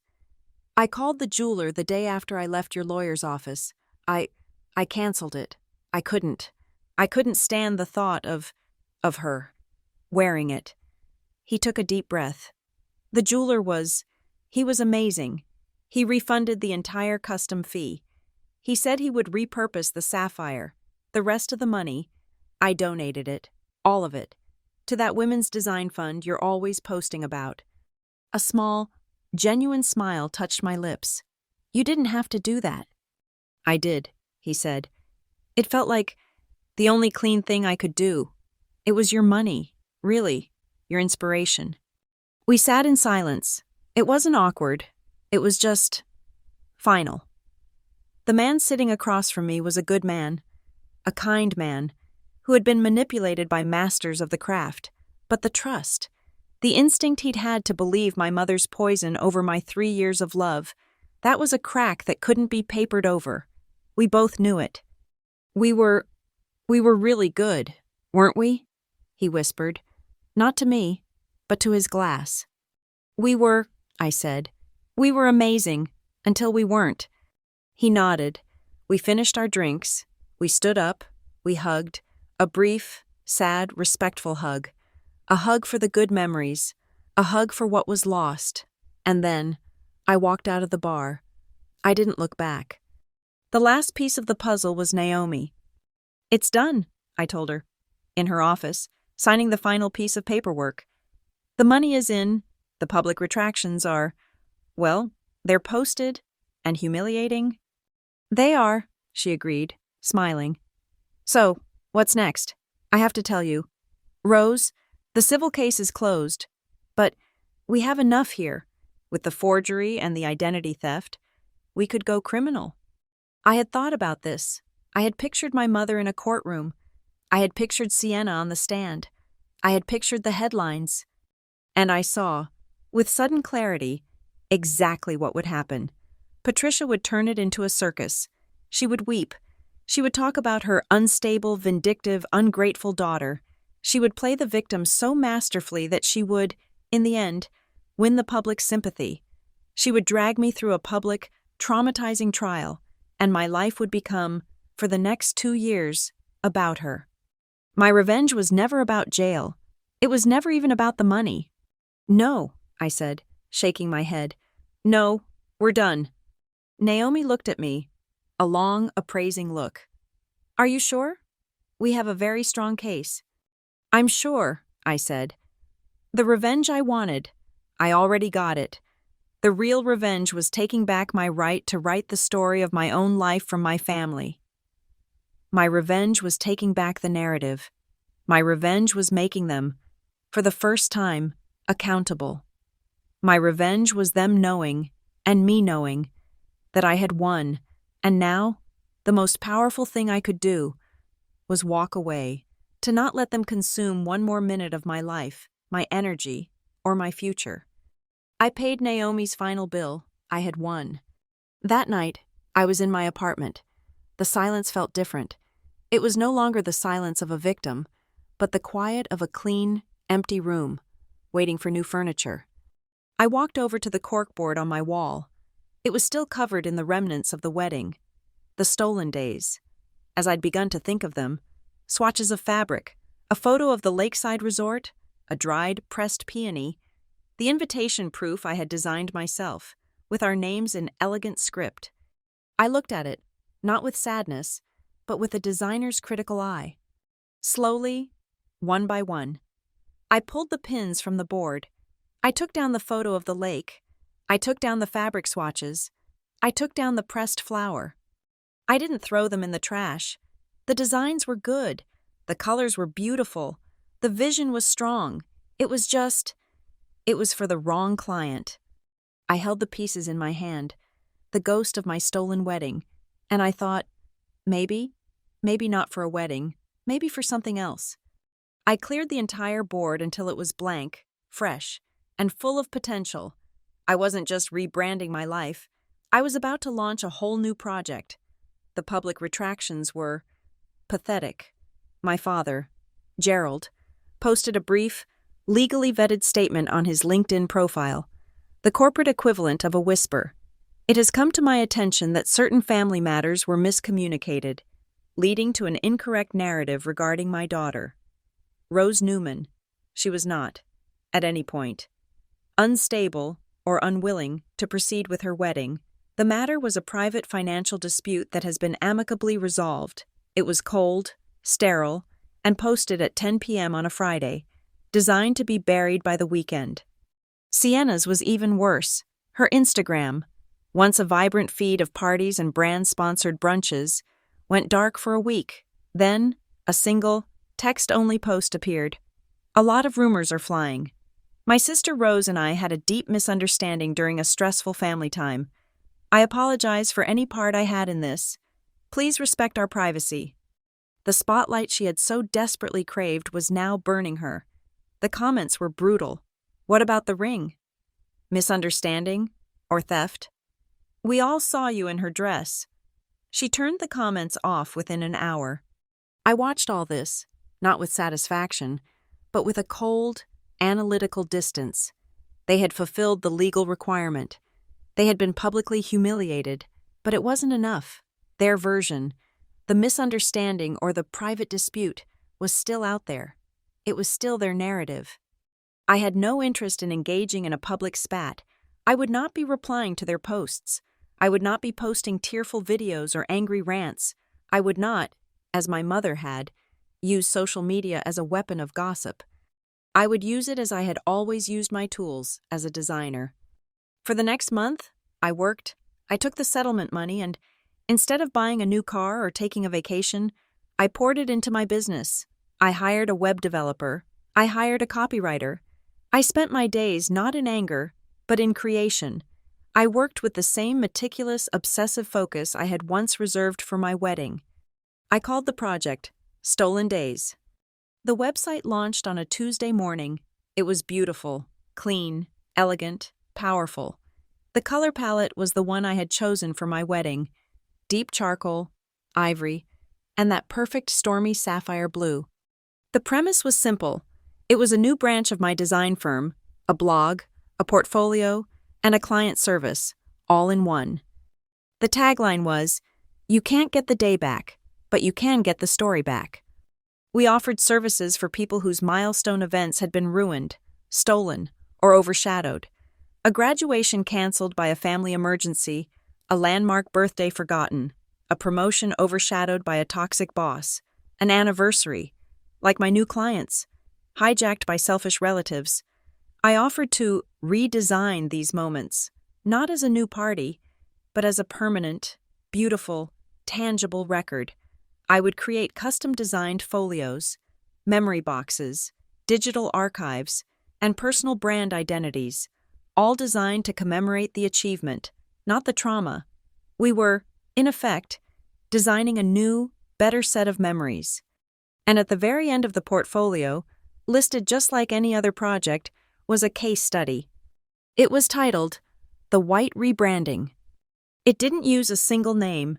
It just said, a client, a bride, a 3-day hospital stay, a 3-decade family dynamic, a theft, a narrative. And then I laid it all out. I used my original design files as evidence. There was the mood board for the lakeside wedding, pristine and hopeful. Then, below it, I showed the scanned, forged contract, my mother's signature a clumsy, fraudulent scrawl next to my own, clean one. I posted the original budget, showing the $25,000 loan and the $80,000 in deposits, every line item paid by the client. I didn't post the audio files. That felt too cheap. Instead, I posted the transcript. I posted the quotes. "She's plain, boring to watch. This is an upgrade." I posted the screenshots of the text messages, the names blurred, but the lies intact, the severe mental health crisis, the infidelity. And then, I posted the resolution, not the emotional breakdown. I posted the legal facts, the demand letter, the settlement agreement, the wire transfer confirmations, with the amounts blacked out, but the fact of them clear. I showed the process of taking back control, not through violence, but through meticulous, undeniable documentation, the entire story, told not as a victim's diary, but as a designer's process, the problem and the solution. The final page of the case study was a new design, a logo, for a new life. It was just my name, Rose Newman. I didn't post it on Instagram. I didn't tag anyone. I just let it exist. It took 48 hours. A writer for a popular online magazine, a sharp-eyed financial blog for women, found it. She wasn't a gossip columnist. She was a finance reporter. She didn't care about the family drama. She cared about the money. She emailed me. She wanted to interview me, not about my sister, or my mother, or my ex-fiancé. She wanted to talk about the acute, often hidden, crisis of financial abuse within families. I agreed. The article that came out a week later was a cannonball. The headline was, "She's Used to the Loss. How One Designer Fought Back After Her Family Stole Her $80,000 Wedding While She Was in the ICU." The article was brilliant. It focused on the how, the legal steps, the forged signature, the stolen loan, the fraudulent emails. It was a tactical guide for other women on how to spot the red flags of financial control, how to protect your passwords, How to set legal boundaries with relatives who see you as an investment or a loss leader. My story, The White Rebranding, was linked as the case study. The article and my website went viral. My inbox, the one I had once stared at in horror, exploded. First, from my old clients, the ones who had believed I was unstable. Marcus Thorne, my oldest client, left me a voicemail. He was audibly crying. Rose, I just read the article. My God, I am so ashamed. I believed a lie because it was easier. I can't apologize enough. Your gala contract, it's yours, forever, if you'll have me back. Then came the others, dozens of them, emails from strangers, all women, all with a story. My brother stole my inheritance. My mother-in-law borrowed my down payment. My sister took out credit cards in my name. My story wasn't just my story, it was their story. I wasn't just a designer, I was, suddenly, a voice. And then, inevitably, came the panic. My mother, who had been blocked, used my Aunt Jenna's phone to call me. I saw my aunt's name and answered, and her voice, a shriek I recognized from the Westbrooks' living room, erupted through the speaker. You ruined me. You had to tell the whole world? Everyone is. They're talking.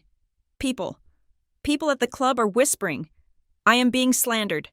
I will sue you. I will sue you for slander. You get it taken down. I held the phone away from my ear, letting her shriek into the void. When she finally paused, gasping for breath, I spoke, my voice as calm as ice. I have no idea what you're talking about. Patricia, I said. I haven't mentioned your name to anyone. I told my story. I posted my case study. The truth isn't slander, and it's all 100% legal. My lawyer, Ms. Briggs, has already reviewed it. I hung up. Sienna's response was, as always, public. She posted a long, rambling, self-pitying essay on Instagram, a grainy photo of her and me as children. She talked about being caught in the middle. She talked about the unbearable pressure from her mother and the heartbreaking jealousy from her sister. She tried to play the victim, the innocent caught between two warring forces. This time, the public was not on her side. The comments were a deluge of truth. What about the ring? Sienna? You were wearing her dress. How is that caught in the middle? You're just like your mother. This is pathetic. Stop playing the victim. You're a thief. She deleted her entire Instagram account 2 hours later. Mason remained silent. He was, as the gossip sites later showed, pictured at a real estate gala, alone, the Westbrooks, in a final, devastating act of corporate and social severance, had issued a statement that their son's engagement had been amicably dissolved to focus on the upcoming IPO. The Newman family, as an investment, was officially toxic. The true climax, however, didn't come from their downfall. It came 2 weeks later. A new client for Stolen Days was in my office. She was a woman in her late 50s, a kind, tired-looking woman named Carol. Her children and her husband's family had collaborated to cancel her planned 20th anniversary trip, a trip she'd saved for 5 years, and used the money instead to throw a lavish success party for her stepson. She had read the article. She had seen my case study.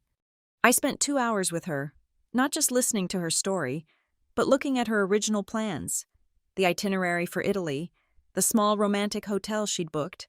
We looked at photos of her and her husband when they were young. I put together a design plan, a beautiful leather-bound box. Inside, a redesigned itinerary of their 20-year marriage with custom illustrations, a restored photo of their wedding day, a framed menu of all their favorite shared memories. It was a celebration of them, a tangible object that proved their story mattered. When I was done with the presentation, she didn't just nod. She stood up, walked around the desk, and she hugged me. She was crying, but not with sadness. "Thank you, dear," she whispered, her hands gripping my arms. I I felt so invisible, like my story didn't matter. You, you didn't just design a box of memories. You designed my feeling of being worthy of respect. You gave me my story back. That was it. That was the victory. That night, I stood on my balcony, looking out over the Denver skyline. The lights were sharp and clear in the cold air. My phone buzzed in my pocket. It was an email from Naomi. Rose. Just a final follow-up. The public retractions have been up for the required 30 days. The money is cleared. The file is officially closed. They have fulfilled all their legal obligations. From this point forward, every move is yours, not the court's, not theirs. I didn't reply right away. I just stared at the lights. I went inside, to my laptop. It was open to the file I had started all those weeks ago, in the sterile quiet of my apartment. Wedding theft, timeline. I scrolled past the hospital admission, past the forged emails, past the screenshots, past the settlement agreement. I clicked at the very bottom of the document. The cursor blinked. I added one final line. Date, today. Event. I stopped being a victim in someone else's story. From now on, I write the drafts. I close the file. The story doesn't end with a new wedding. It doesn't end with a tearful family reunion. It ends with me. The next morning, at a print shop. It ends with me holding a heavy, beautiful hardcover-bound portfolio. The cover, in clean, sapphire blue foil, simply read, Stolen Days. I placed it on my coffee table, right where my mother's soup had once sat. It was a trophy. It was a shield. It was a promise. Sometimes, the best revenge isn't about burning down their life. It's about building your own, right in front of them, using the very bricks they threw at you. It's about living a life so full and so bright that they have to watch, but they can never, ever touch it again. Thank you so much for listening to my story. I'd love to know where in the world you're listening from. So drop a comment below and share your thoughts. Please subscribe to Lila Revenge Stories and like this video. And if you want more stories like this to be heard, show your support by hitting that hype button.